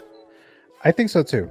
Now, like with Tarantino, like, that's how they've been working with him. Like, it's like, here's your best screenplay, but not best director. Oscar. Shut up, go. Well, I mean, they gave him 2 Oscars for writing. Yeah. But so if it isn't Christopher Nolan for director, who do you think it'll be, Alex? Yorgos. Oh, okay, for Poor Things. Okay. Yeah. Do I think he deserves it? No. I think Nolan deserves it more. But I think it would be that would be the obvious choice. Okay. But who knows? Nolan is winning. It's not. All right. I think he has better movies. Yeah, definitely. Moving on to best picture. So we're at the best picture category now. Okay, so we have American Fiction, Anatomy of a Fall, Barbie, The Holdovers, Killers of the Flower Moon, Maestro, Oppenheimer, Past Lives, Poor Things, The Zone of Interest, and it's going to be Oppenheimer, right? It's going to be Oppenheimer. That's going to win Best Picture. No shock there. The only shock is if it doesn't win Best Picture. That will be the shock. But yeah, this is Christopher Nolan's film. This is the one that he's going to be probably known for the most, at least in critic circles and when it comes to like maybe even analyzing things possibly. But that's the Oscar that he's going to end up winning after, delivering very great films. This is the one. Best Picture, possibly Best Director. Ivan, any thoughts? I think Maestro will win. I'm just kidding. Oppenheimer for sure, and he better win. I'll be so disappointed. I and I do feel really confident. Normally, I don't feel confident. I feel like nervous about like the movies that I really want to win. This one, like, I feel pretty confident it's gonna win. Unless we get Saving Private Ryan versus Shakespeare in Love. Yeah, that's the worst. That could happen. Yeah, that's when the bribery, the campaigning, that what's going on. The stupidity. Now, what if Barbie wins for Best Picture? Gosh, That would be fun. that'd be. A lot of people, some people will be happy, but not me. We have David Versailles saying, "I would like Paul Giamatti to win." Saying Oppenheimer. Chris Young saying Nolan Nolan never won director. See, that's why I said talent doesn't really matter that often. Yeah, I mean, it just really depends on how you see it, because there could be a year where there was just someone who was a little better, and the consensus was this person was a little better for whatever reason. Mary Gusty saying Barbie or Oppenheimer might win Best Picture. Hard to predict. And then they were saying Best Picture, Holdovers or Oppenheimer. Yeah, so it's gonna be Oppenheimer for sure. And that's it for the predictions. I don't think I have anything else pertaining to the Oscars predictions situation there. So yeah, that's supposed to air on Sunday, March 10th. Next week. That's when they'll read the winners in Hollywood, California. So we'll be watching that, and those were my predictions. Let's see how many I got right or how many I got wrong, and we'll see what happens. Okay, so then that's it for that. So let's go ahead and so there was just these little games. I don't think these games are going to take too long, and then we'll do the mystery Funko giveaway. Alex, you've played this Oscar game that I'm going to have Ivan play, but if you recall, I showed 3 movie titles that either have won Best Picture or did not win. Yeah. And some inferior movie won over it, right? So you made your picks last time, so I'm gonna have Ivan choose right now. Good. So Ivan, Yeah. these are, I'm sorry, not this one. This one right here. These 3 movies were nominated for Best Picture. Star Wars, the original Star Wars in 1977, Saving Private Ryan in 1998, and Goodfellas in, I believe, 1990. So all of these lost, and they were like I want to say maybe they were the front runners at the time, or at least people preferred these titles over the one that actually won. But if you were to choose, if for whatever reason you had the power to choose, one of these will actually get that deserved Best Picture. Hold on, I can't hear. It's like really like breaking up. I'm sorry, what was that again? Oh, I couldn't really hear. It was like breaking up. Oh, I see. Last thing Okay. I heard. Yeah. Okay, what was the last thing you heard? Last thing I heard is that these were probably the front runners or something like that. Oh, okay. So you see these movies, Star Wars, Saving Private Ryan, and Goodfellas, right? Yeah. So these 3 movies were up for Best Picture in the year that they came out for the Oscars. And they were considered, the titles that should have actually won, but they actually lost. So the question to you is, of these 3, which one would you give them the Oscar that they deserved back in their year of release? Okay. I would give it to Star Wars. Of course. It's right? it's such a great, important movie. It's like defines cinema. Goodfellas and Saving Private Ryan, great movies, obviously. I do repeat watch those, but not as much as I repeat watch Star Wars. It's a great, important movie. And I think you picked that too, right, Alex? Yeah. Yeah. So Alex picked that too. Yeah. The other one here, these are 3 movies, they actually did win Best Picture. Titanic won 97, Gladiator in 2000, and then Lord of the Rings, The Return of the King in 2003. So the question to you here is, of these three, which one would you double down on and give them the Oscar, and the other two would lose their Best Picture Oscar? Okay. I go with Return of the King. That's the one right there, right?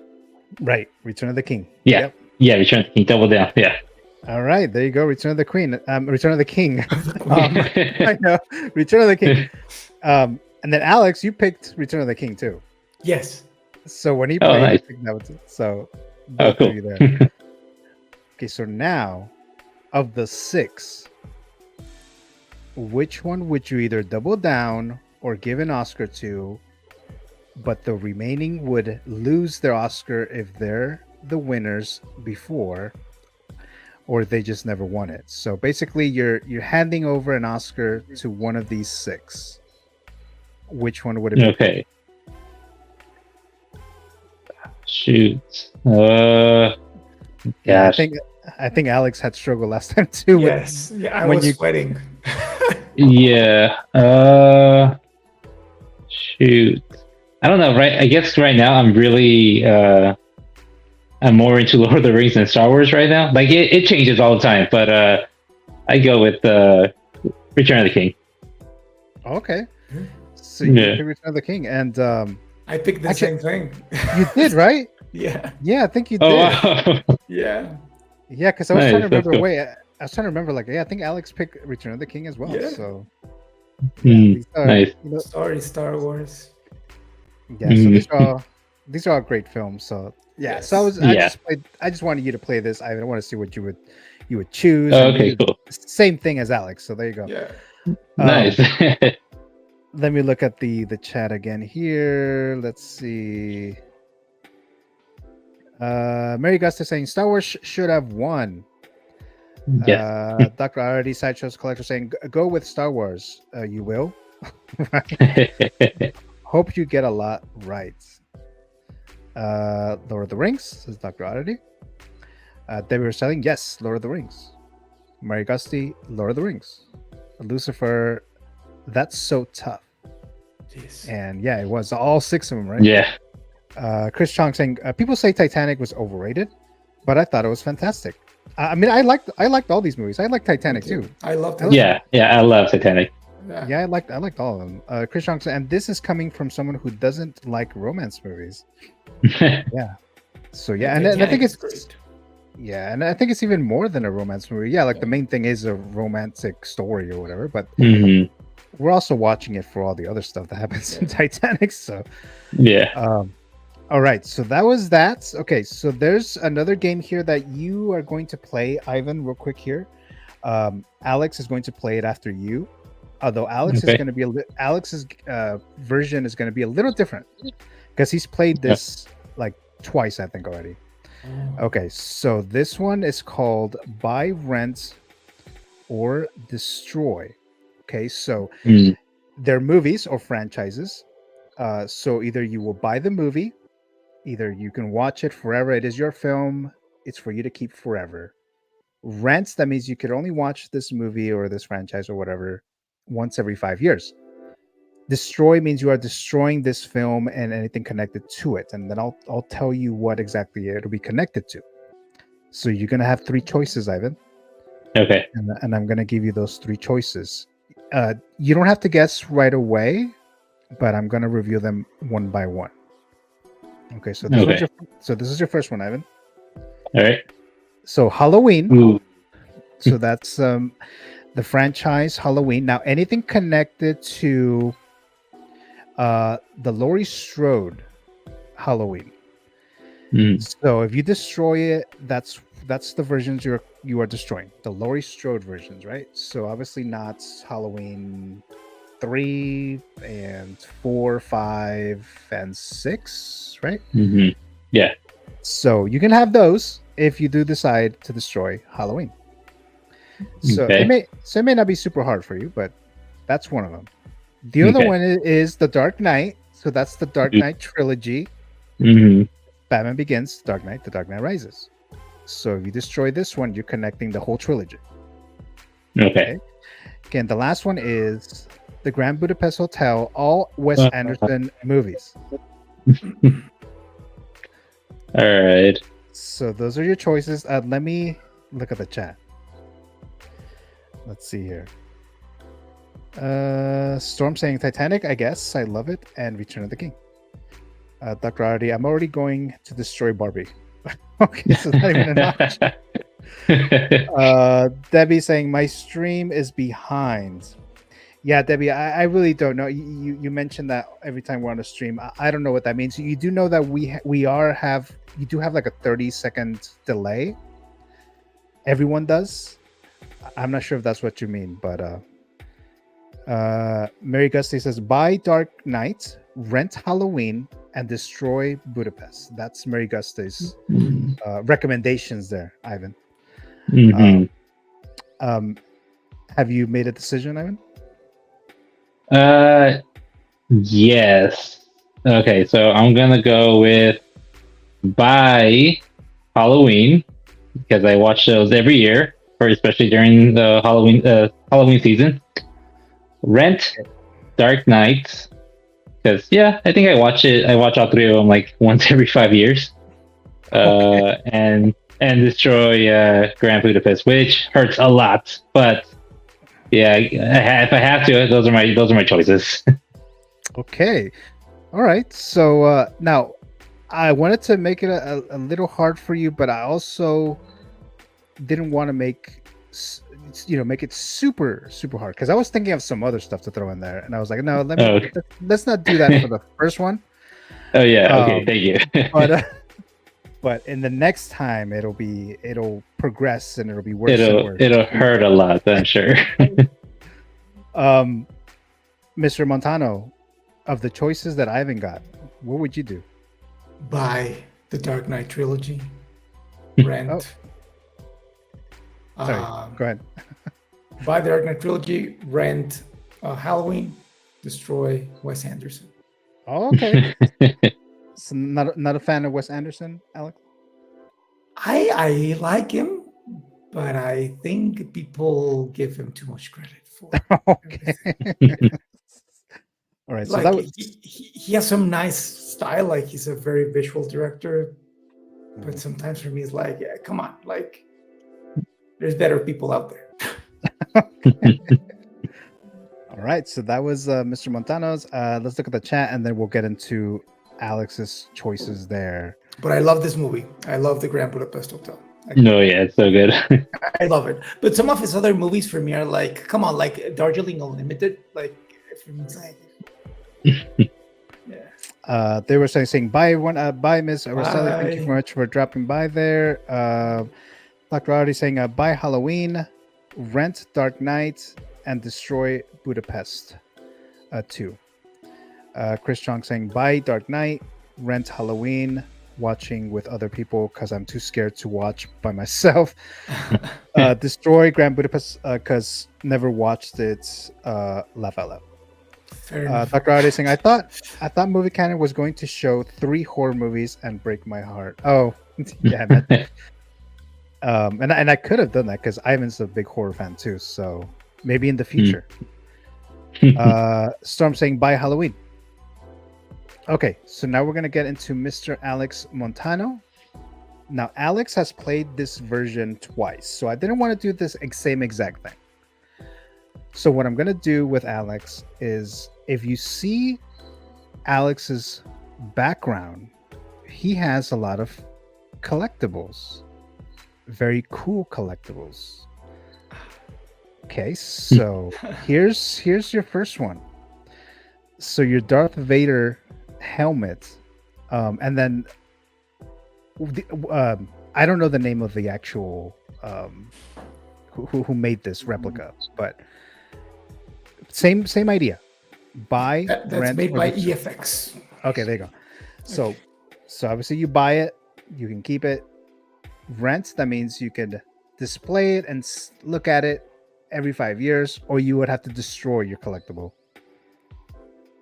Next one is the Anakin Skywalker lightsaber replica. So that one is yours right there. And the last one is your Indiana Jones hat. Also a collectible or replica, right? Yeah. So those are your three choices there, Mr. Alex. Wow. Let me look at the timer. That's very hard. I'm gonna have to turn around and see. Storm says rent dark, destroy Budapest. Oh, going back to Ivan's choices there. Yeah, so I wanted to change it a little bit. And I went after your collectibles there, Alex. my precious, my things. Right?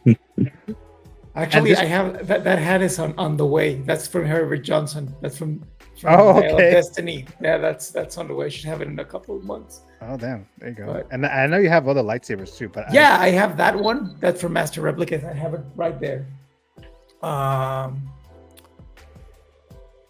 This is very difficult. This is very, very difficult. I think that I would buy this lightsaber, the A New Hope lightsaber. okay. That one. So you'll buy that. All right. Yeah. So you- I rent the Indiana Jones hat. No, this is very difficult. No, that's very difficult. So if it's only from my collection, well, like I mean, I use your representation Yeah. because you have it. Yeah, but, But if it's from my collection and I can still look at it from other people's collection, I would destroy the Darth Vader helmet because there are so many of them. Okay. All right. That's So my that means- rationality. So then you're renting the hat. Yeah. Okay, so you're renting the hat. You're destroying the Darth Vader helmet. Yeah. And then you have some other helmets. You have like Mandalorian. You Yeah. have Yeah, I have Boba Fett, a Stormtrooper. yeah. And then you have Yeah. where is it? Oh, here it is. I was trying to get to the image real quick here. Destroy the Darth Vader helmets. That's difficult because the Indiana Jones, well, I have many Indiana Jones hats, but the Uh-huh. one I have that I love the most was made from the same beaver felt that was used for the screen use hats. Oh, So okay. it's pretty much like it has a direct connection to the movie. Like everything is like it's the closest I have to a screen use hat. So Oh, yeah. yeah. Yeah, I Yeah, think that's why I can yeah. And Yeah, the that's Master a- Replica's lightsaber, like I wanted that forever and I couldn't have it and I bought it a couple of years ago. Then you have the Obi-Wan, and Yeah. then you have some prequel ones too, right? I only have the Darth Maul. Oh, Darth Maul. Okay. That's the only one I have. Before, like I had the Anakin and Obi-Wan from Episode 3. I had Dooku, but when I went to film school in 2012, I sold them to pay for my rent and all that stuff. Oh, okay. Yeah, and I didn't get enough money for them. And now they are so expensive. Oh. Chris Chong is saying, buy the mask, rent the lightsaber, and destroy the hat. Obviously. So, Mr. Austin Nicholas saying, hi guys. Hello there, Mr. Austin Nicholas. Thank you so much for being here. Really appreciate it. Austin has been on my show before in Horror Talk. I think it was like a month ago he was on there. So definitely check that one out. Storm saying hi to Austin, and then Austin, hi Storm. Okay. All right. So you made your choices there, Mr. Alex Montano. Okay, so now the only thing we have left here as far as some kind of game of any sort is this filmmaking themed game. So you see these numbers, right? 1, 2, 3, and 4. And then you see actor, actress, screenwriter, director. Okay, so I'm going to ask you guys to choose a number. Now, each number represents, in this case, an actor. And then I'll reveal what the actor is. Same thing with actress, same things with screenwriter, and so forth. So basically, whatever you choose blindly, that's going to be your crew for your film, right? So it could be Oscar-winning directors, actors, actresses, whatever, screenwriters, or it could be low quality or whatever you want to call it, performers or whatever.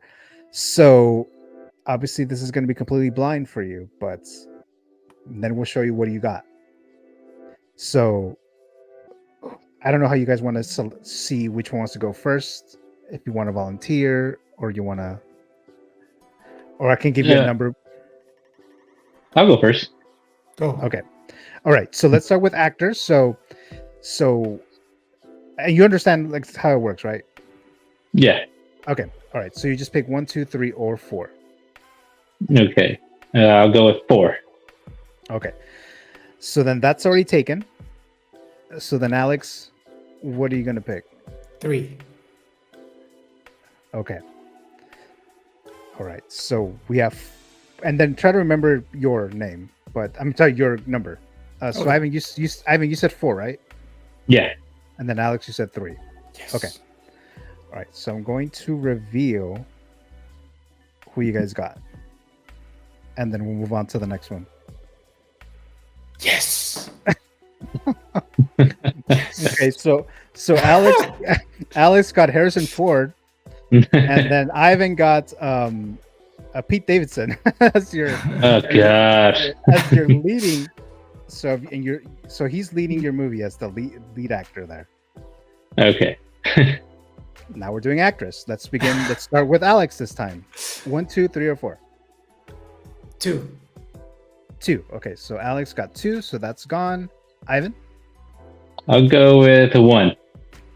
Okay, so Alex 2, Ivan 1. Okay, let's go. Oh my god. I thought it was Anne Hathaway. No, it's Dakota Johnson. No. No. So Alex got Dakota Johnson, and Ivan got Amy Schumer. Oh my god. I'm making the worst movie. Yes, you are. Yeah, one of those B movies that are shut in 5 Oh years. god. And Ivan's directorial debut or producer debut, he has Pete Davidson starring Pete Davidson and Amy Schumer. And Guys, give But- me 10 seconds, please. I'm sorry. sure, My cat is doing something stupid. Give me 1 second. sure, no problem. Actually, let's look at the live chat. So we'll do this real quick. Let's see. Mr. Austin Nicholas, it was a blessing to be on your show, Joe. Thank you so much, Austin. I still want to, set up a schedule so we can have you on here. Either this, horror talk, figures talk, whatever. Always glad to have you on. So thank you so much for being here now. Chris Chong saying, wait, you stole it, Alex? Talking about probably the replicas, I'm guessing. Storm saying, I'm just seeing the items by Vader for sure. Chris Chong saying, oh, I thought Alex, he stole it, not sold it. Okay, yeah, there you go. Storm saying, came back and it's not lagging. Okay, so I guess there was some issue there. Okay, All right, so I'm back. glad you're back there, Dr. Oddity and Alex. Glad you're back too. I'll take Shaq, says Dr. Oddity. That's funny. Storm saying my Wi-Fi is never great. Okay, there you go. All right, so let's go back here. So you guys selected your actors and your actresses. Let's see. So the next one is okay. So I have screenwriter and director. Okay, screenwriter. Okay, so let's begin with you now, Ivan, because last time you went first, right, Alex? Yes. Okay, so Ivan, 1, 2, or 3, or 4. Who's going to be your screenwriter? We'll see. I'll go with number 3. Okay, number 3. So number 3 is gone. Alex, who's going to be your screenwriter? 4. 4. Okay, so 3 and 4 as well. Ivan 3, Alex 4. All right, let's see what you guys got.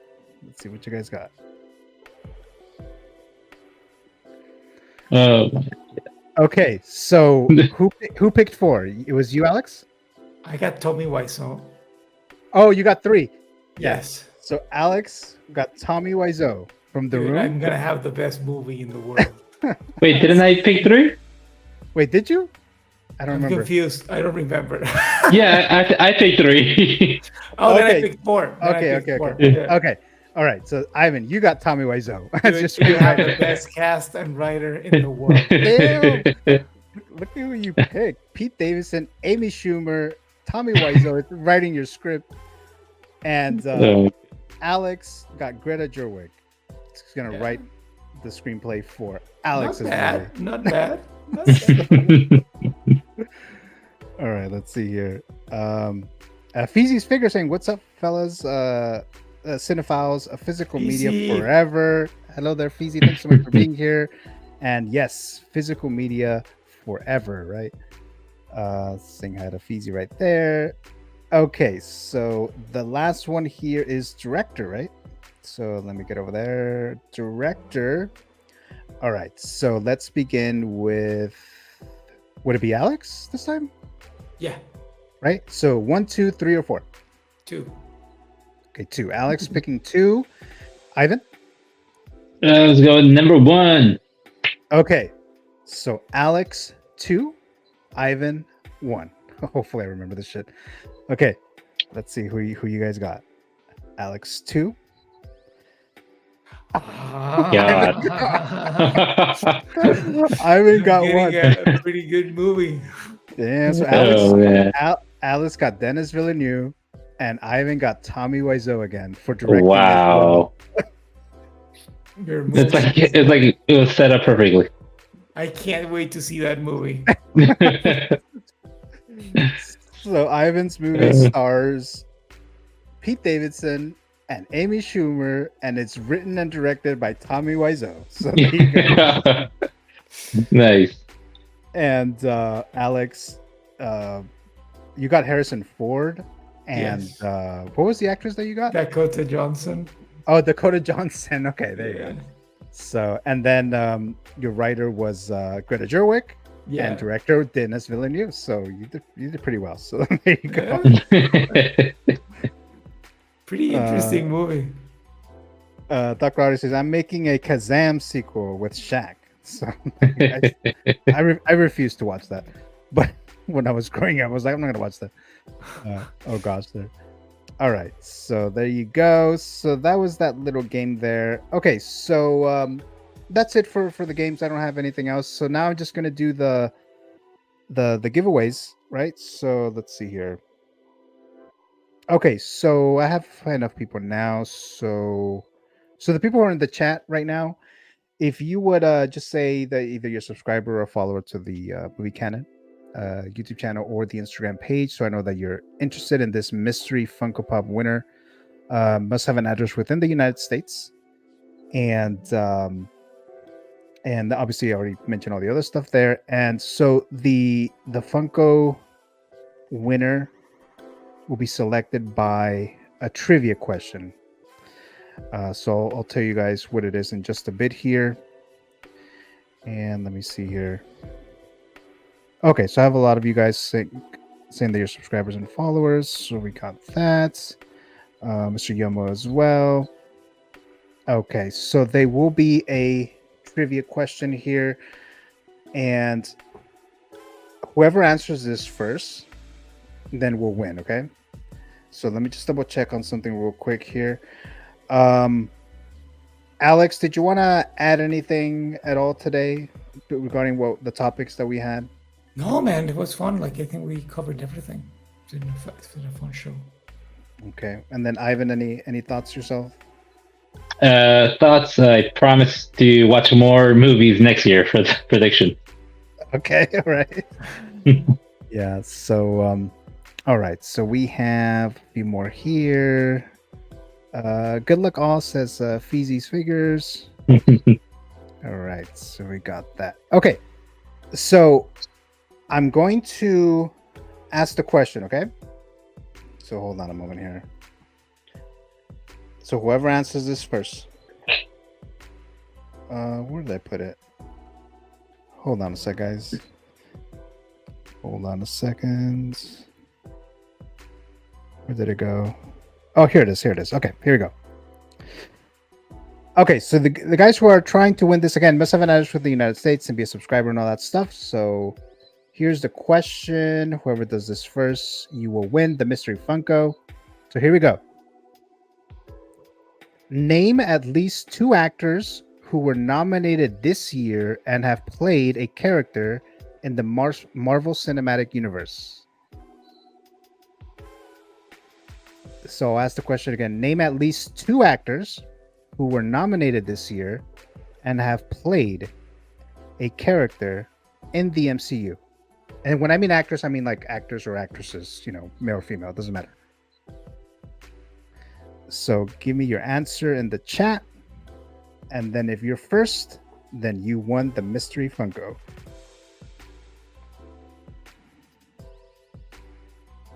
Okay, so here we go. Okay, so we got a first one here.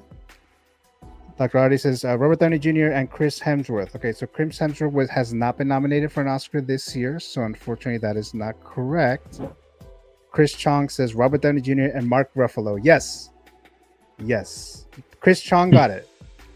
Chris Chong is the winner, and Chris Chong has been trying to win this for a while because he's always been behind or he got it wrong, but he finally got it. So he finally got the correct and he did it fast. So he is the winner, Mr. Chris Chong. And I knew you would eventually win, Mr. Chong. I knew it that you eventually would. Mary Gusty says Robert Downey Jr., Emma Stone.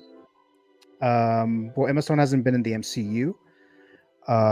Right? Yeah, no, she hasn't been in it yet. She was in Spider-Man, an Amazing Spider-Man. Storm RDJ, Ruffalo, and then just congratulations. Yes, finally, there you go. Yes, finally won. Saying congrats to Chris. Dr. Artie, I panicked. Let's see. Christian, can I make my own Oscar speech? The floor is yours. The chat. Go ahead. So there you go. Storm Enchanter saying, yeah, Chris. Right. So there you go. All right. So we have a winner. I'm glad Mr. Chris Chong finally won this mystery Funko. And let me go and reveal what it is that you won. Okay. So it is a mystery, right? So let me get over here. Okay. So the mystery Funko Funko Pop is this Black Adam with his little throne or whatever. So you won this Funko. Message me on Instagram. I think you follow me on Instagram as well. Message me there and then send me your address. Again, I'm assuming you have an address in the US. So message me your address and just say what it is that you want, just in case, I'm going through messages, and just tell me what it is that you want. So in this case, this is Black Adam with the throne. So there you go. Let's see. Where is it here? Dr. Oddity saying, I'm bribing the jury. Yoma's saying, oh, that's so cool. Oh yeah, Yoma's a big Black Adam fan, or The Rock fan. Dwayne Johnson, I should say. So you almost would have won it, Yoma, almost. Storm saying a nice win, Chris. Chris says, oh, very nice. I knew I could count on Robert Downey Jr. and Ruffalo. Yeah, there you go. Congrats, winners. So there you go. So again, Chris John, go ahead and message me as soon as possible so I can send that out to you as soon as possible as well. So yeah, so there you go, everyone. So all right, so what I have coming up is so I am doing my Figures Talk show tomorrow night, 7 p.m. Pacific time, episode 6. I have a few guests lined up. Yomo is actually in the chat, so he's one of them. I do my Keep, Gift, or Destroy, Fantasy Figure Zone, all that stuff. So that's tomorrow night, 7 p.m. Pacific time. And let me go back to Mr. Alex. Hold on a second here. Okay, so Alex, what are some things that you have going on? You can find me on Instagram, on TikTok, same username. I'll be posting reviews and thoughts about movies and stuff like that. Yeah. And most of your content is in Spanish, right? Yeah, most of it in Spanish. Yes. Okay. Yeah, what you find on YouTube is in English, I think, most of it. But yeah. I haven't okay. uploaded in a while. I haven't uploaded anything to YouTube in a while. Oh, okay. most Yeah, of it is in Spanish. Yeah. I do. I think the last thing that I saw there was the Ahsoka. I think you Yeah. reviewed Ahsoka. Yeah. So I think that was the one that I saw there, all in Spanish. So they're in Yeah. Spanish. All in Spanish.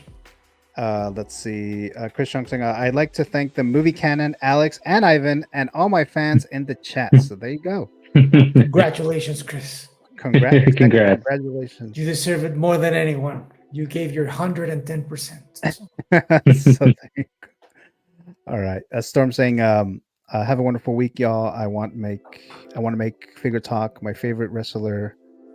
Retiring might be on the second hour though. Okay. Well, thanks so much for that. And Robert Downey Jr., I may not have won your Funko, but you helped me win another. And if you're watching, thank you too. Oh, they even to Robert Downey Jr. So there you go. And then Ivan, I know you don't have like YouTube or Instagram or anything like that, but thank you guys for being here, the both of you.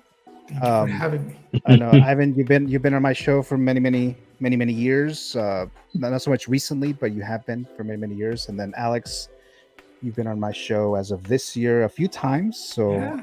I'm always excited to have you on, the Thanks, both of man. you. Thanks, man. And then I wanted you. to show you. I wanted to show you this, Alex. Show me. I wanted to show you this. Good. You got it. Nice. So I got the original, Nice. right? We have the exact same one with the Kellogg's sticker. Yeah, we have the same With the one. Kellogg sticker. Yeah, the racing. Yeah. Yeah. Nice.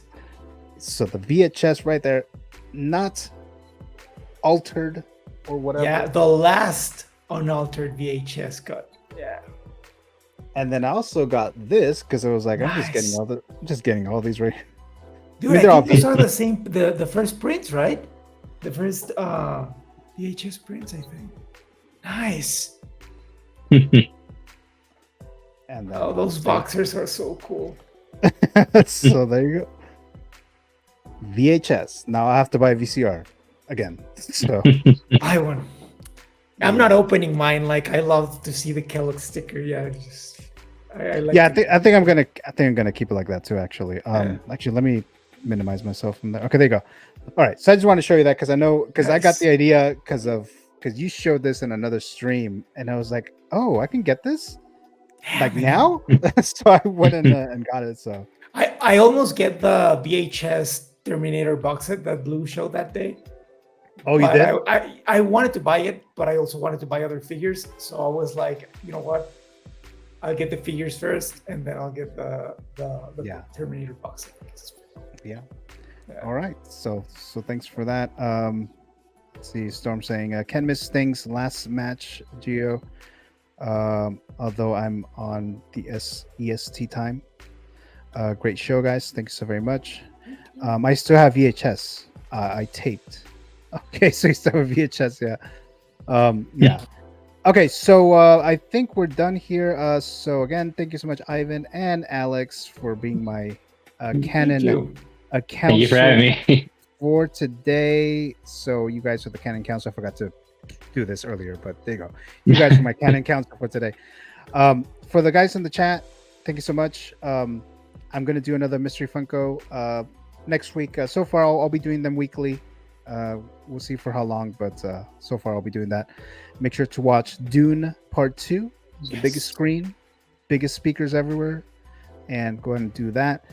And that is it, everyone. So thank you so much for watching, and I will see you guys next time. Bye bye, everyone. Bye bye.